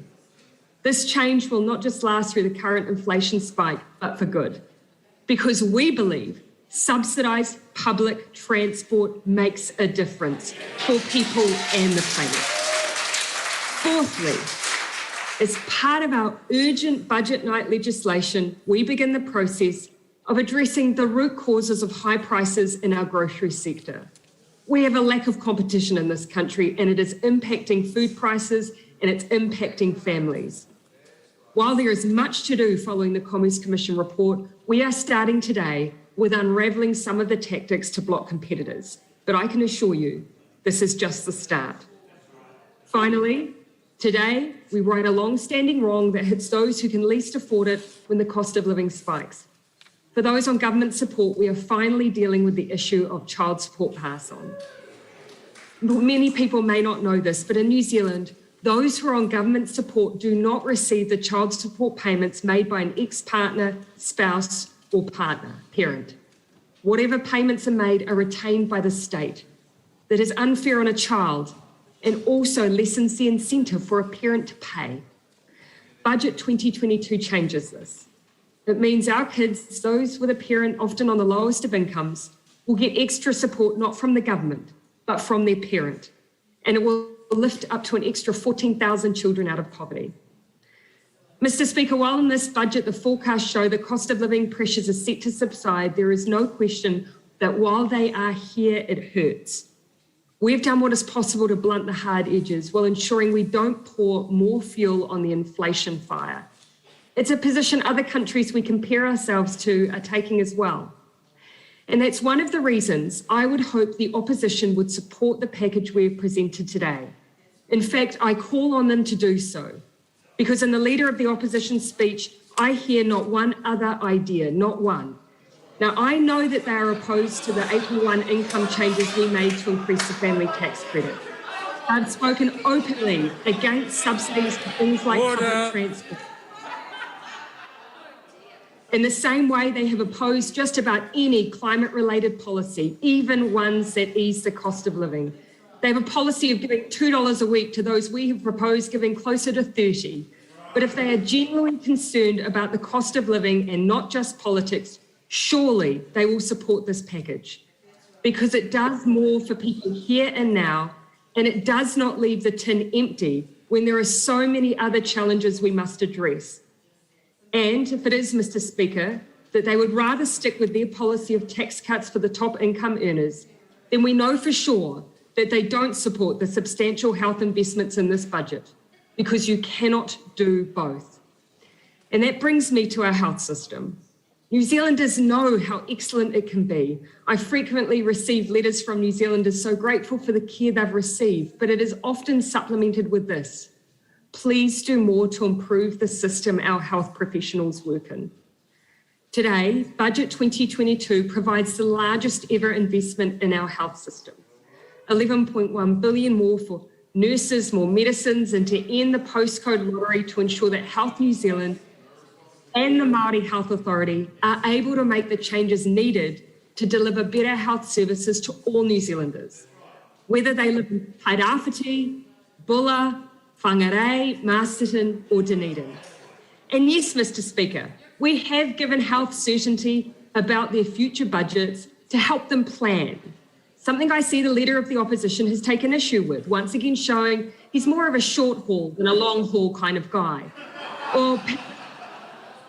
Or perhaps more accurately, if you live in the regions, no haul.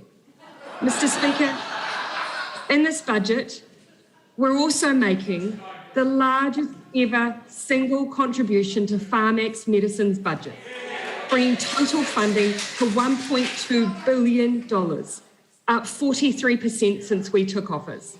I'm going to say that again. Pharmac funding is up 43% since we took office. Our life-saving ambulance services, supported to recruit an extra 248 more paramedics and frontline staff, and 48 more ambulances, as well as chopper replacements. We know that COVID has left scars on the mental health of many New Zealanders, and so $202 million has been allocated to further improve access to mental health and addiction services, particularly for those with acute needs. And we are continuing to invest in 2 programs that support young people's mental health. Mana Ake, which provides mental wellbeing support for primary and intermediate school-age students, and Piki, a pilot scheme which provides integrated mental health and addiction support for young people. And I acknowledge the Green Party's support for these programs. But Mr. Speaker, I want to make mention of one of the smaller initiatives in the health budget, $7 million for more portable retinal cameras to check the eyes of premature babies to address one of the leading causes of blindness in children. Mr. Speaker, a third of Budget 2022 investments go to health. In the wake of a health crisis, we know how important our health system and the health of our people is. This investment speaks clearly of the priorities of the government, the importance of the well-being of our people and the vital services they deserve. We are nothing without our health. And there can be no greater response to the COVID pandemic than ensuring we have better funded and stronger health services. And that is what this budget delivers. Mr. Speaker, we know there are a myriad of other challenges we face. While in opposition, I remember once speaking to a social worker who'd been in the job for 30 years about what we could do as a nation to change the sometimes intergenerational issues children face. Without hesitation, her response was one word: education. Now, no one wants to oversimplify what past Children's Commissioner Russell Wills called wicked problems. And while there are many contributing factors to complex societal issues, we need to look at both prevention and the cure. Yes, we must support the police to bring a stop to violent behaviour and for there to be consequences for those who victimise others. But we must also support our young people onto alternate paths. And that's why we've put not just $500 million into law and order initiatives to deliver the largest police force ever. We are also a government committed to delivering quality education, training and skills development so that all New Zealanders get the opportunities they need and deserve to live lives of value. Budget 2022 invests $2 billion in operating funding and $855 million in capital for the education system. The new equity index relegates the decile system to the past. We take the largest step forward yet towards pay parity for our early learning teachers. We're supporting Māori medium education and kaupapa Māori sector. And beyond this, skills and training is a further area where we invested throughout the COVID pandemic to ensure we retained and built a workforce for tomorrow as our economic recovery took off.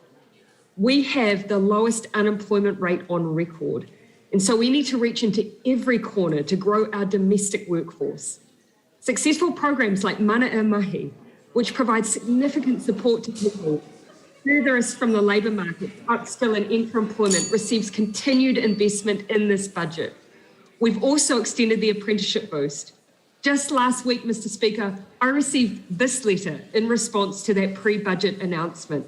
Perhaps the opposition member of finance for the National Party received it as well. Quote, "Thank you for extending the trades apprenticeship funding. We are so happy at the stability and certainty this will give to my children's futures as they progress through their recently started mechanics and auto electrical apprenticeship programs. We all believe this program would be cancelled from this August, and so we're so excited about what this would mean. I come from an intergenerational depravity, which is extremely difficult and severely restricts our lives daily. Witnessing my kids begin on an actual qualification pathway has been a life-changing and a very positive experience for me," close quote. More than 190,000 Kiwis have been supported through our investment in trades training since the start of COVID, with tens of thousands more supported today. All necessary as we continue, for instance, the considerable agenda we have on housing, which continues in this budget. Now, Mr. Speaker, that brings me to our partnership with business, or what I learned the opposition considers to be, quote, corporate welfare. Small and medium businesses contribute 30% to our GDP. Many are poised to grow and have the potential to accelerate our economic growth, which is why Budget 2022 invests and a new business growth fund, $100 million over the coming year for Crown Investment as a minority shareholder alongside New Zealand's major banks, ensuring easier access to upfront finance and the quicker production of more jobs. It works overseas in the UK, Ireland, Canada, Australia, and we've been told it fills a much needed gap here. Finally, Mr. Speaker, we said that this budget was focused on the challenges of tomorrow, and no challenge is more present today and in the future than that of climate change. Where many choose to dwell on what can't be done, we choose to move on what is not only possible, but also the greatest opportunity in our history to move to a high-wage, low-emission economy that provides security in good times and bad. Delivery of an emissions reduction plan that puts us on track to meet our carbon budget. And I acknowledge Minister for Climate Response, James Shaw, for the work that he's done alongside us in government to release that plan this week, which includes the biggest investment in climate action ever, paid for through recycling the ETS payments on pollution. This $2.9 billion investment is the most comprehensive plan New Zealand has ever had on the issue of climate change. And it's because we cannot responsibly postpone a transition we need to start making today, one where every sector of society and the economy is considered part of the solution, where we have warmer, drier, more energy efficient homes, more native climate sinks, energy production that doesn't require fossil fuels, an upskilled workforce, and the most sustainable food production in the world. When our future generations look back, I want them to see that we tackled climate change in the way we tackle all other crises, with people and the security of their future at the centre of our decision making. Because ultimately, for governments, as with life, we will always face challenges. And it's just not how we manage a country through a crisis, it's how you manage the country out of one as well. New Zealand navigated COVID for 2 years better than most because we put people first. That is an approach that Budget 2022 builds upon, tackling the issues we face today while also seizing the opportunities for a secure future for all New Zealanders. Because, Mr. Speaker, we must do both. And with this budget, we are.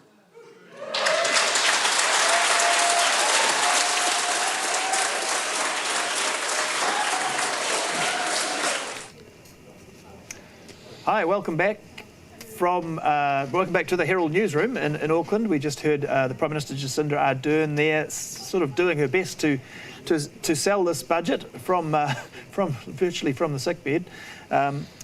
Well, good on her. We are now going to dig into the health part of the spending. It's a big centrepiece of this budget around health. How much is catching up? How much is taking us forward?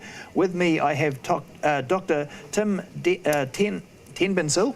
I've got that right. Associate Professor of Health Policy and Health Spending, Health Systems at Auckland University. Hi, Tim. Thanks for joining us. Thanks, Liam.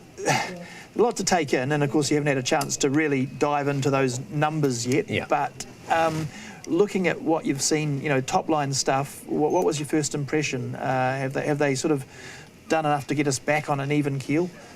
Yeah, well, it certainly steps in that direction.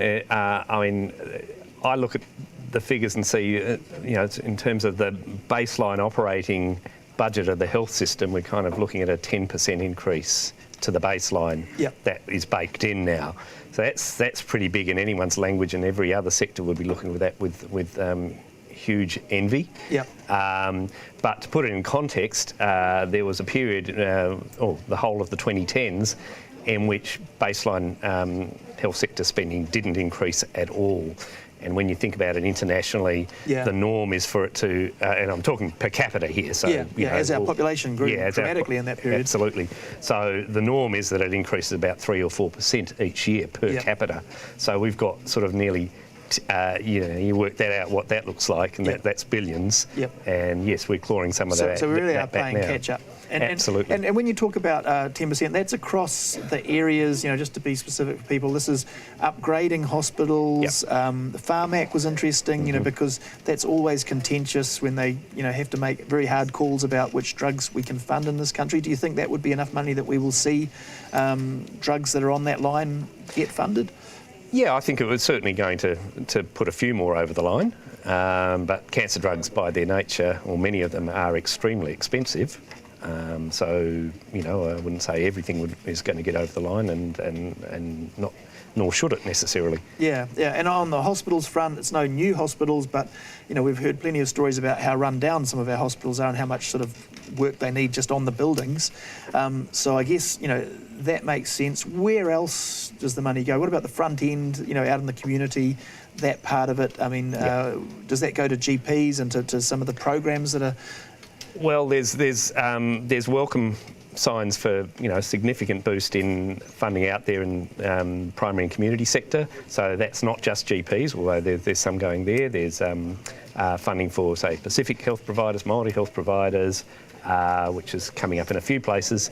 And all those, they tend to be the last to get the crumbs off the table when it comes to budgets, when it comes to the health sector. Hospitals always first, Pharmac gets a bit, you know, but everyone forgets about the health services that are delivered in the community. We've seen some really encouraging signs there. That was all figured as part of the health reforms and the broader structural reforms anyway. Yeah, I mean, that's the big challenge facing the government, right? They've committed to this big structural reform that is costly. They have to deal with all that DHB debt. That's part of this? Yeah, dealing with the debt's part of it. I mean, probably take that 10%, probably, you know, a quarter to a third of that is about, you know, just making sure that DHBs or Health New Zealand doesn't go into deficit year on year. Really good thing that I like about the budget is the sort of moving to 2 and eventually 3-year funding cycles for health. I think that's a very positive move. Again, for a lot of the community sector organisations out there that live pretty much from hand to mouth. Sure, yeah. I mean, I guess the thing about it, you know, you think politically or, you know, in terms of bang for your buck, it doesn't seem like it's that noticeable. Paying off debt's always a bit boring to people, but if they get a level playing field for this new the new health system, I guess, you know, because when you are struggling with debt, you just have to make really tough choices within your hospitals and things all the time. So hopefully that's behind us a bit. That's right. And most of what happens in that situation is it all tends to go to the hospital, and even that's maybe arguably not enough for the hospitals, but it certainly all goes to the hospital. Any services that DHB doesn't deliver itself or Health New Zealand doesn't deliver itself tends to get forgotten about, or at least put to the bottom of the pile. Sure. So there's some welcome signs there. The other thing to sort of keep in mind with all this is that you know, most of the money spent in health is spent on workforce. Yeah. You know, 70%. That's the tough one right now. Yeah. You know, actually finding the staff, retaining the staff, and stopping staff heading off to pay elsewhere. That's right. So I would imagine that's quite a bit of this money is going to get soaked up in pay rises, and, you know, just all the things needed to do to try and sort of keep pay rates internationally competitive in a heck of a lot of, you know, nursing's probably the big one. Probably much more so than medical professionals. And they, you know, I'm not an expert in this area, but they've got a pay round coming up. Is this help ease the sort of process of getting that, you know, the pay equity and things that sort of... I haven't been following that one too closely, but it looks like, you know, that had been prefigured before the budget announcement today. And then what you'll see then is a lot of knock-on to nurses elsewhere in the sector, so the ones not working in hospitals, basically. That usually sort of comes a bit after, and that's going to be really important. Again, in the community sector, you don't want to lose all your nurses there. They are such a crucial workforce, you know, to invest in at this point. Yeah, sure. So, I mean, it is a bit gut feel at the moment, but when you get back out there and start talking to the people that you deal with in your work, you know, do you feel like there will be some positivity around today's stuff, or will they be? Is it a case of there's never enough money? Yeah, I mean, it depends on how high your expectations are, but, you know, I think 10%. Increase to baseline funding, as I say, no other sector tends to get that very often, at least.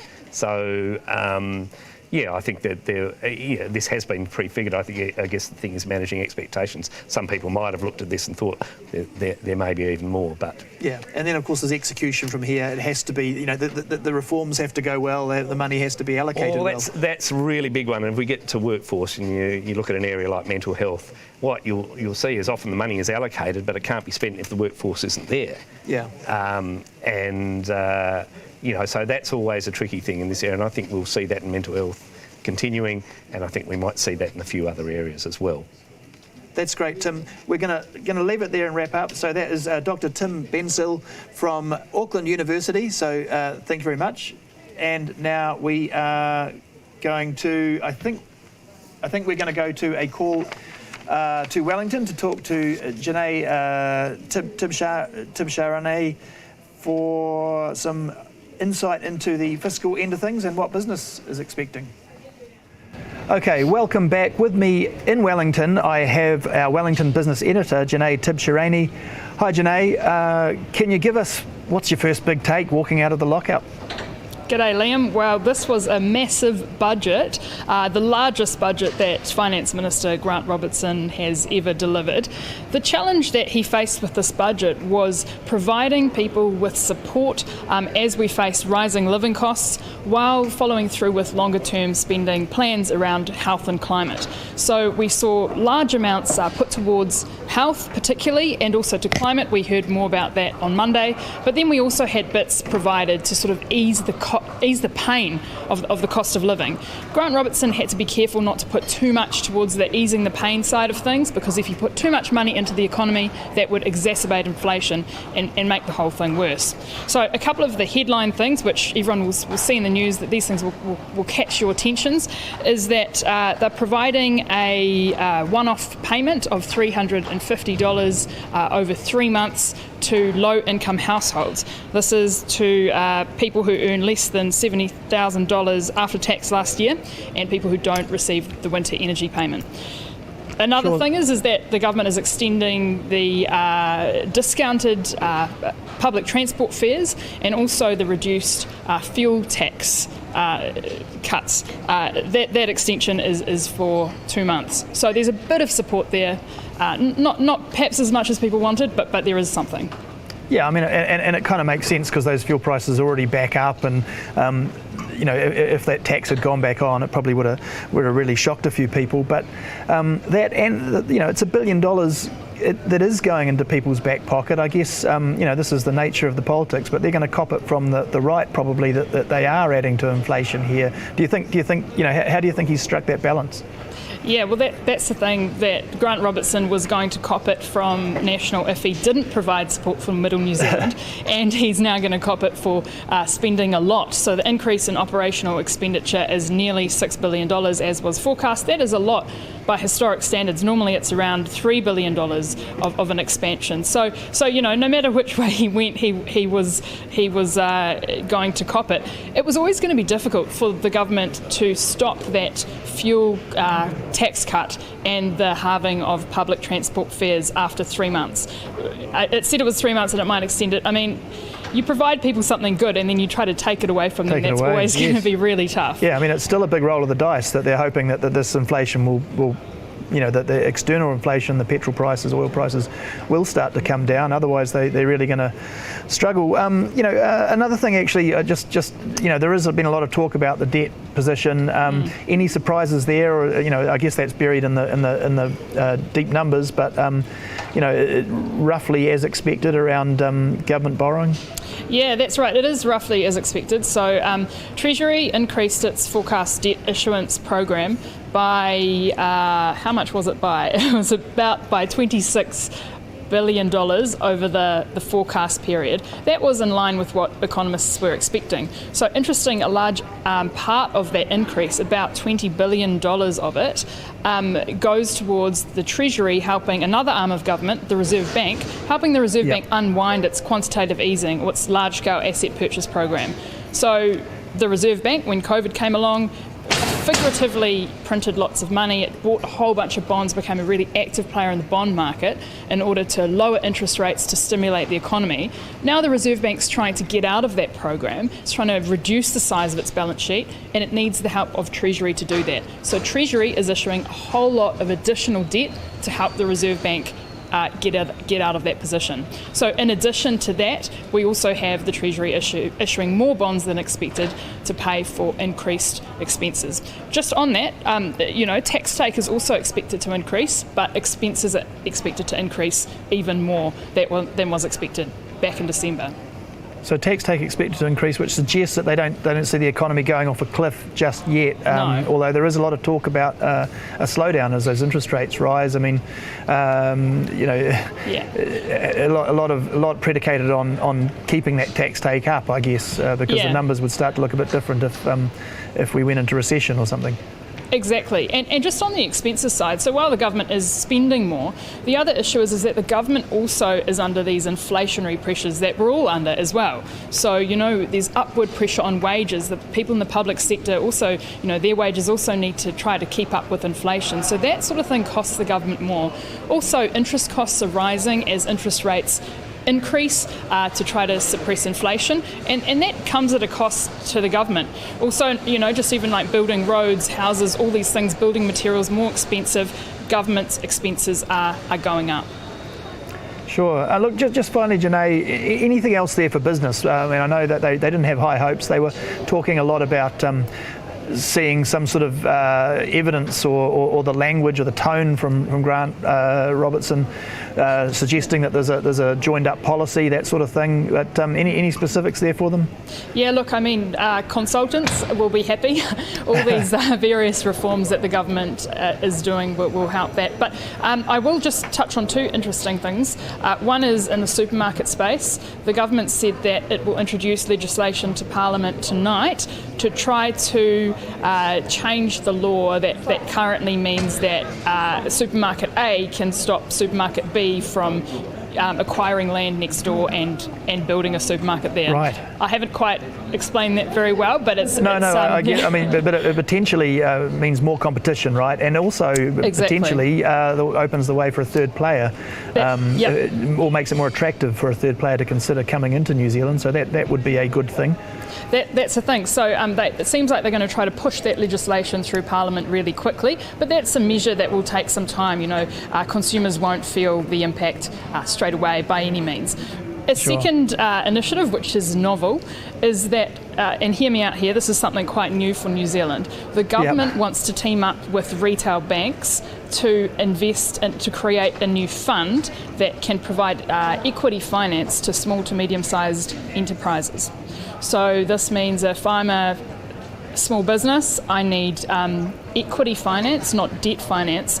I can hit up this fund, and this fund will be owned by the retail bank. So the government's going to start talking to banks to see which retail banks, like ANZ and BNZ and all of those banks, start seeing which ones of them are keen to pop some money into this fund. The government will pop money into the fund, and then me, as the business person, might be able to get some equity finance from that fund. So that would be a way to hopefully supercharge some business growth when lending's tough. That's the thing, because a lot of small to medium-sized businesses find it really hard to get finance to get off the ground. Banks traditionally don't actually like lending to them. They rather lend to people who want to buy houses.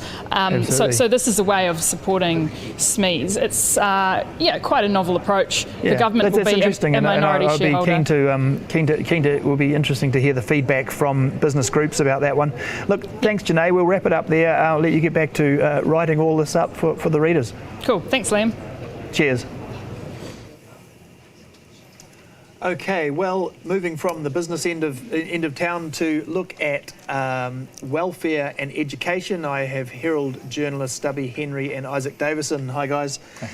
Well, there's plenty there for health, but how about, I guess, if I start with you, Dubby, education? Labor is supposed to be big on education. Yeah. Will the sector be happy? I think they will be happy with some measures. That probably the biggest announcement is 300 million for getting rid of the decile system, which is a big deal for schools. But they'll replace it with an equity index, which kind of is meant to redistribute the money more fairly to schools that have a lot of disadvantaged kids. It's not quite clear when that will come in, but there's 300 million over 4 years. So yeah, sure. Yeah. And how about the schools themselves? Are they going to do up some schools, fix some classrooms up, there will be some more money ventilation, that kind of thing? Yeah, there'll be money for new classrooms, not a huge amount that we saw. 2.75% increase in operating expenditure, which is not going to keep up with inflation. No, we were just hearing that health got 10, which was a big, big for any sector. So yeah. All right, Isaac. welfare specifically, I guess, we know there's a big expenditure, $1 billion on to deal with living costs and help out people at the lower end, but that's not exactly welfare. How does it break down? Yeah, that's right. So if you're looking at immediate direct support for lower incomes or beneficiaries, there's not that much in the budget. That cost of living package, you could say, is targeted a little bit above that to sort of lower middle income earners. So just to recap, that's $350 in total. That'll be over sort of winter months, August to September, and they're passing laws in urgency tonight to bring that through. But most beneficiaries won't qualify for that. But having said that, there are some things in there for people at that lowest or the poorest households, and probably the one that stands out there is some child support changes. So at the moment, child support is paid to the state. They manage it and work out how it's spent. It'll now go directly to that solo parent. So that is quite a significant change. That'll be, once it comes through, $24 a week, and it's estimated that it could lift up to around 14,000 children out of poverty. So that's something that's been campaigned on for a long time, and that should be noted. Yeah, it's significant. Yeah, I mean, when we look at who's hurting the most with inflation and things, I guess it is those at the lower end on fixed incomes. National's Christopher Luxon saying that the middle New Zealand's been forgotten and there's a squeeze on middle New Zealand, but I guess you're saying it's, if you look at it at the real bottom end here, maybe not getting so much. So it is kind of some of middle New Zealand getting some support. Yeah, that's right, and there are those first home grants which are that have opened up eligibility, and that's certainly much more around the middle income. I guess what's driving a lot of that pain as well at the lower end is housing costs, and I know Salvation Army and others were hoping for a little bit more relief or immediate support in there around the accommodation supplement. That's not there. Most of the money that's going in, there's no new public housing, is going around just keeping and paying for the existing efforts that are going on. There is a little bit of a spend on NGOs who can provide affordable rentals, and I think that's important. There is a growing kind of important group of people that can't afford to rent but also can't get access to public housing, so that's targeted at them. But otherwise, not a lot of direct immediate support to that sort of very lower end. Yeah. Sure. Debbie, we talked about what is there for education. Will the sector be happy with this? Are there things that there could have been there that they might feel a bit aggrieved about? Yeah, there's a couple of. So last year, I think that there were a tranche of learning support coordinators that I guess that we were expecting another lot this year, but I didn't see anything in there about that. So kids with learning needs possibly kind of still be a struggle. And there were also, for a few years, there's been the expectation that they're going to set up disputes resolution panels so that if you have an issue with your board of trustees, you've got somewhere to go, say your kid's been suspended or something. No mention of that. Maybe in the too hard basket still. Yeah. All right. Just finally, Isaac. I mean, you spent a long time in the gallery. How do you think this is going to play for the government? It's a tough balancing act to make anybody happy with a budget like this. Yeah. Well, usually, I guess you think about what might come ahead as well. So we've had a budget last year where it's mostly focused on benefits. This one is seems to be focused a little bit more on middle incomes. I've got to keep something in reserve for a good election year one. So I guess we might consider something more, not spectacular, but more promising for our next year's budget. Yeah, that's right. Election year budgets. Okay, that's great. Thanks, guys. We'll leave it there. We are throwing back to Wellington. Thomas has David Seymour, I believe. So back to Wellington. Well, thanks for joining us on Budget Day. What are your first impressions of this budget? Look, Grant Robertson had one shot, one opportunity to stop this budget going down in history as the brain drain budget. He had the challenge of giving people hope, especially people who actually work for a living and are not eligible for government handouts. He had to show them a way that we could get out of the cost of living crisis, kill inflation dead, and maybe even allow them to keep some more of their own money, because of all the costs that are going up, people's tax bill has gone up enormously. You know, when this government was first elected, we were paying about $15,000 per citizen in tax, now $21,000, so that's a $6,000 increase per citizen in your tax bill.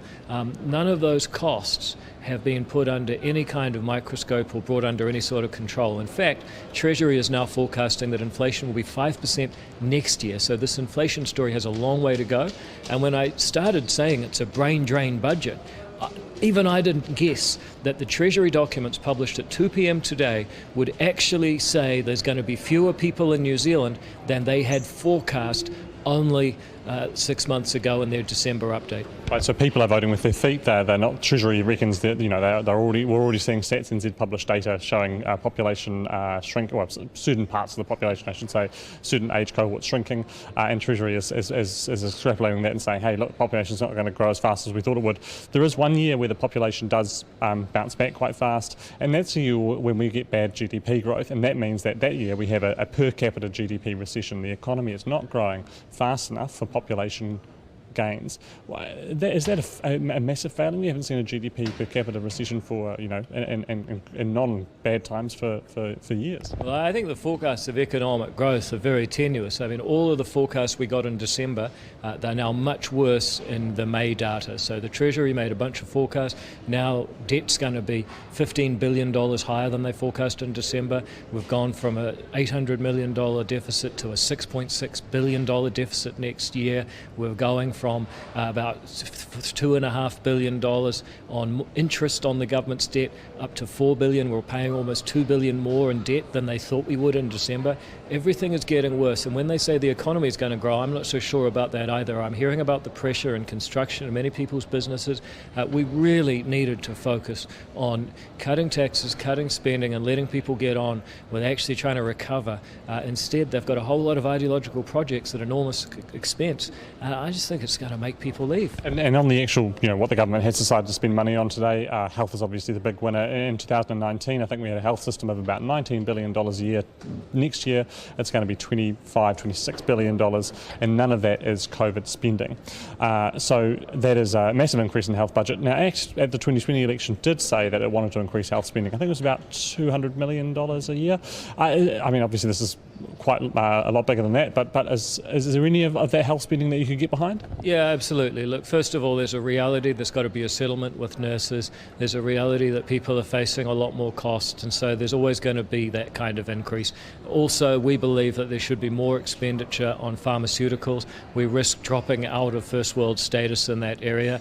Brooke van Velden, our deputy and health spokesperson, has been calling for a proper Pharmac review. We welcome the $191 million extra, and that's costed into our alternative budget as well. We've shown how you can do that. But at the same time, let me just take a point that Brooks made. It's incredibly cruel. People are literally finding out if they're going to live or die, if their drug's going to be funded. And Grant Robertson stands up and says, just 2 more sleeps in Parliament. I think we've got to do a proper Pharmac review and stop this kind of lottery and politicisation of drug funding. Yeah, and I suppose also you've got, on the health side of things, you've got the wiping of the deficits, and then a huge amount more funding just going to Health NZ. This government obviously lowered the threshold for the health targets. It stopped rigorously assessing itself against the health targets. Do we need to see a return to rigorous sort of spending value for money analysis after the money gets spent if we are tipping up the budget so much? Because the danger is if you don't measure what you're delivering in healthcare, then how much you spend can become the target. And I worry that we're going to spend all this money, but at the end of the day, are people going to get more operations? Are we going to get more pharmaceuticals? Are people going to do more doctor's visits? Or are they just going to go on a whole lot of ideological flights of fancy? That's the real danger. The previous government did have rigorous performance measurement, and they showed you can do stuff better and faster and help more people if you measure it. If you don't measure it, who knows? So look, I'm not opposed to the healthcare spending, but I was talking to an anaesthetist the other day. She's got 40 years experience. I said to her, how will these healthcare reforms change? And before I could finish my question, she just said, it won't. It'll make no difference to how I do my job. And what worries me is that this is an administrative change. Your average frontline doctor or nurse won't get any assistance in being more productive. Great. Hey, David Seymour, thank you very much for joining us. Thank you very much. In December, they said inflation's going to peak. They said by next year, inflation will only be 3.1%. Well, Mr. Speaker, they're now saying next year's inflation is going to be 5.2%. So people thought there's a light at the end of the tunnel for this cost of living crisis. Well, when Grabby Grant satisfies his insatiable attitude for spending taxpayers' money, what happens is that it drives inflation. And that's why even the Treasury is forecasting that inflation is going to increase more than we ever forecast. It's going to be 5%, 5.2% next year. We're not even halfway through this cost of living crisis. And the funny thing is, Mr. Speaker, when I said this was going to be a brain drain budget, even I didn't guess that the Treasury would update its forecast to show that there'll be less people in New Zealand.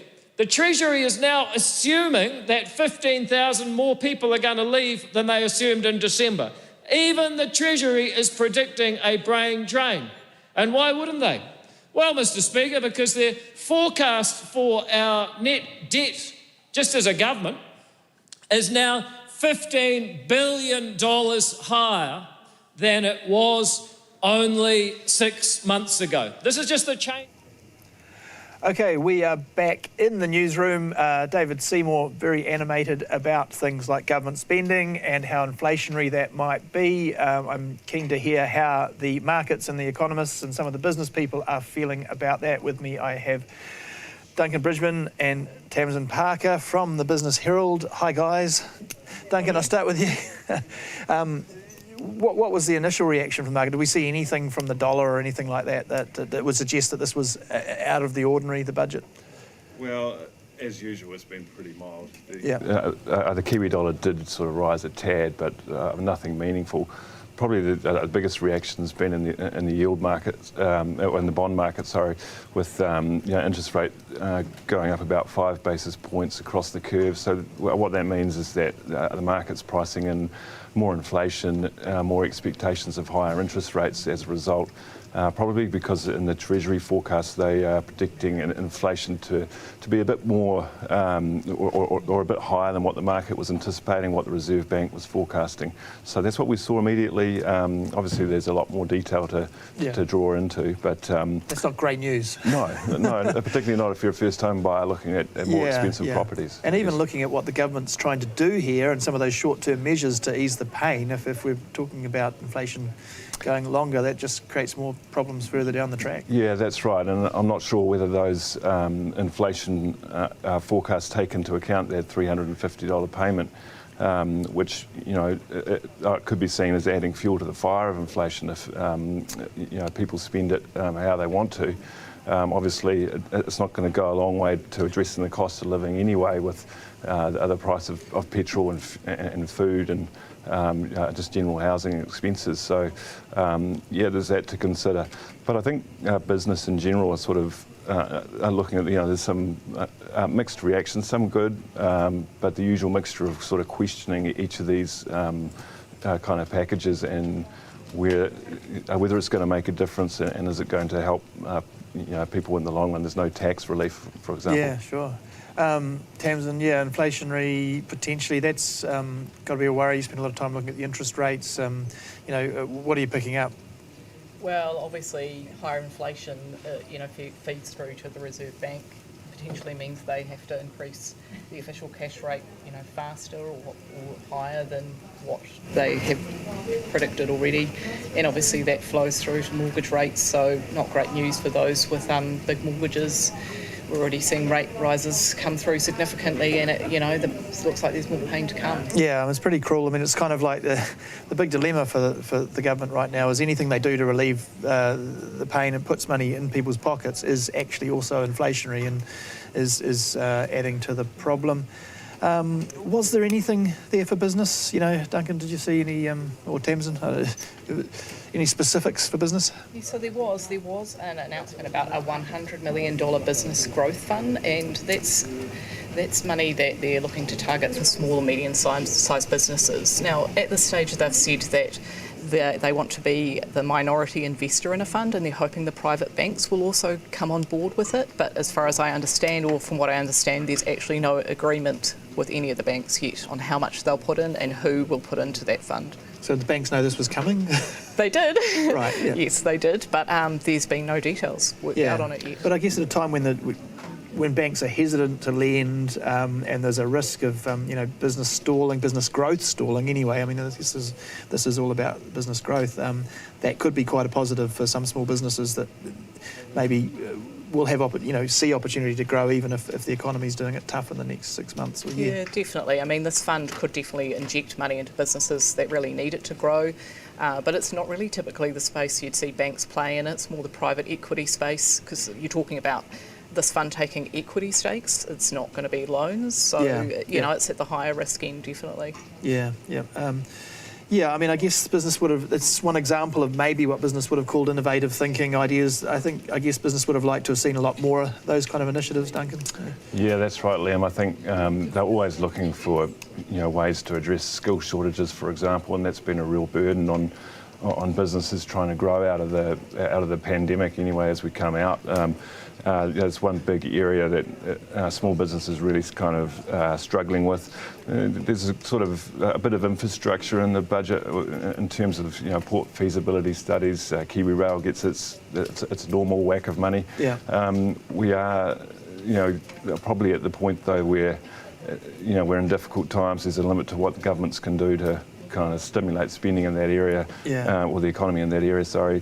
So, the general theme is kind of like these short-term measures, looking to sort of have a dabble on the cost of living, but for businesses it's pretty, you just have to carry on, please, and, hopefully keep going, because those forecasts around, GDP, for example, we're looking at zero growth, maybe some tepid growth into 2023. But if it's worse than that, the tax cake isn't going to be as that's right. What they're saying. The numbers suddenly will stop adding up so nicely. Right. Yeah, I mean, obviously we have a centre-left government. It means they're not going to be keen to cut taxes. So businesses, not seeing those breaks, nothing sort of special for R&D or anything like that. Beyond there was that 20 million to promote New Zealand tech, but nothing specific there.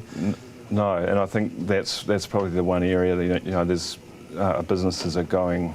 What are you going to do to sort of keep these young professionals here? What are you doing to sort of help the cadets get further skills so that we can address that gap?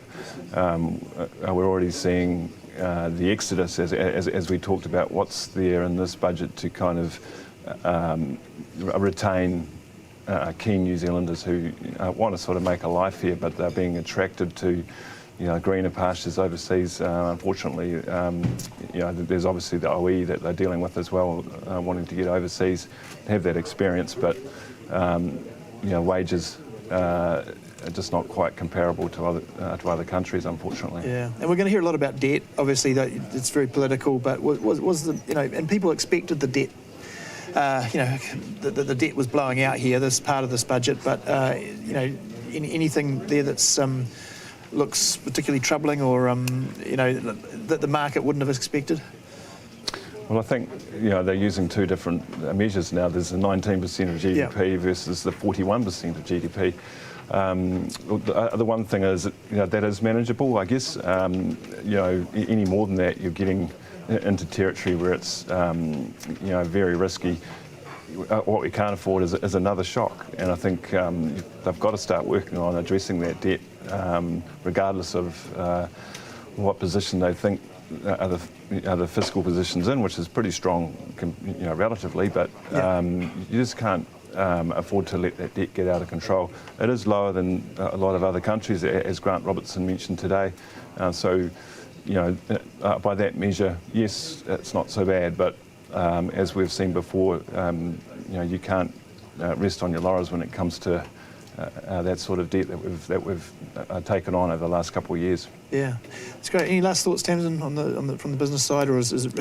Well, it was interesting. One aspect of the Treasury's forecast around the housing market. Oh, you got that? Because I thought that might be buried quite deep, but yeah. So what are they saying? It really showed that they definitely don't expect the housing market to soften very much at all. Right, compared to the bank guys. Yeah. So falling 2.5% only. Well, haven't we already fallen that much? June 2023. Yeah.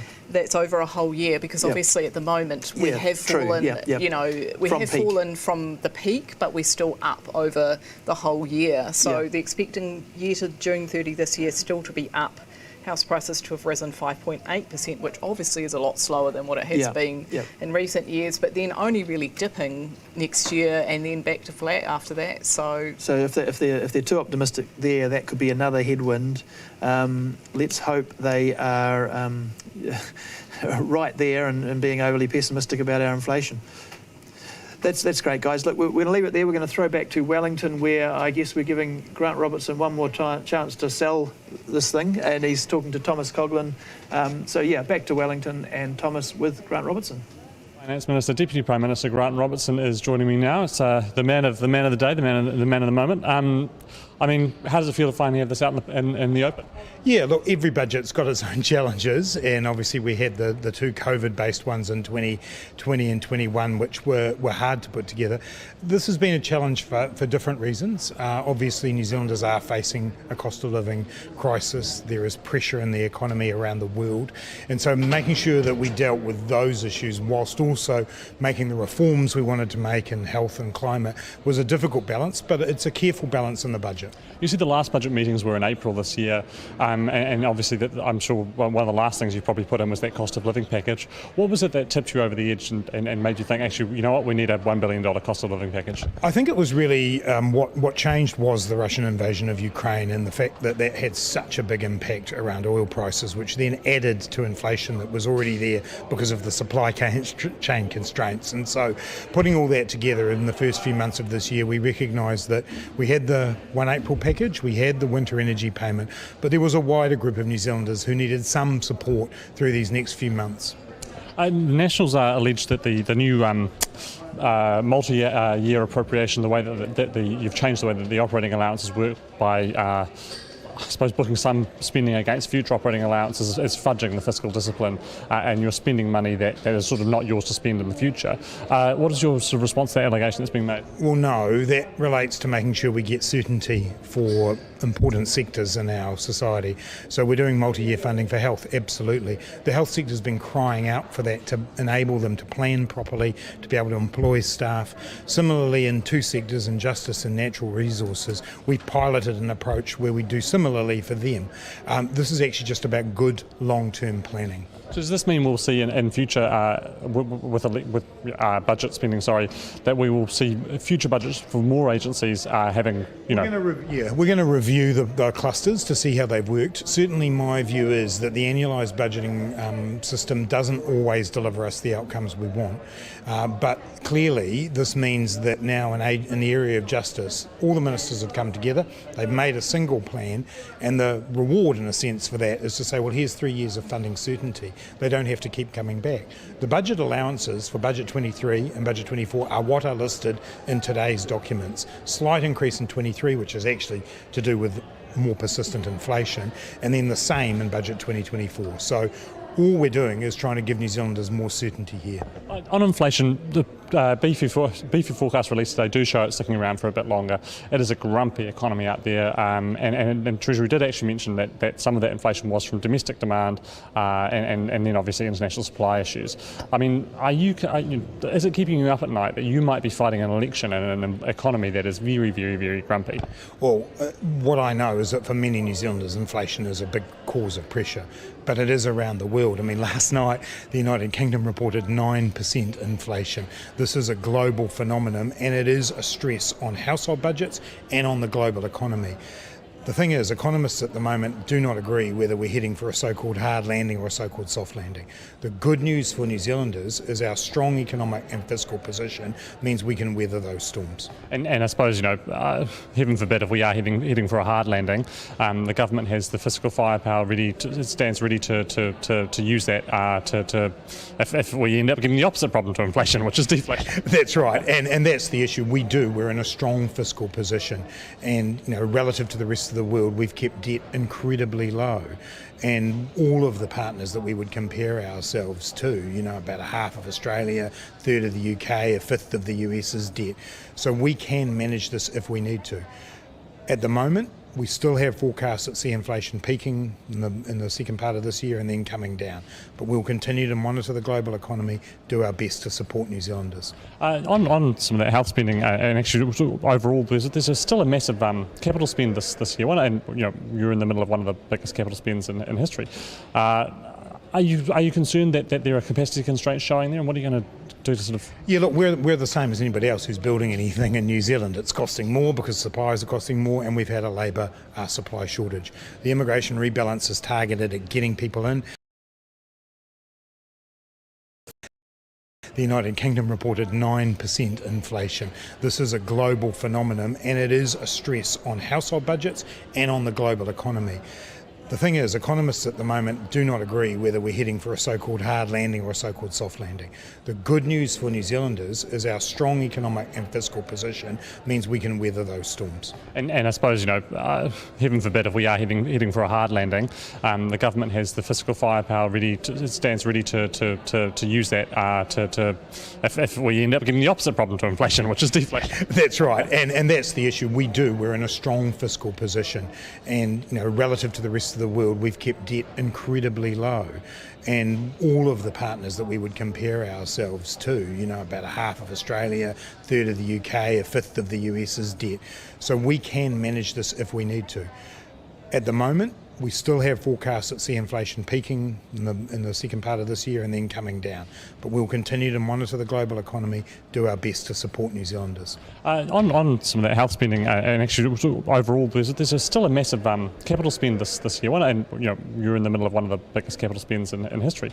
Are you concerned that there are capacity constraints showing there, and what are you going to do to sort of... Yeah, look, we're the same as anybody else who's building anything in New Zealand. It's costing more because suppliers are costing more, and we've had a labour supply shortage. The immigration rebalance is targeted at getting people in, and the documents today see net migration getting back to 20,000 next year, 40,000 by the end of the forecast period. So, we're well aware of that. Some of our projects have slowed down. We've phased some projects, rescoped some projects as a result of that. So we're very well aware of that.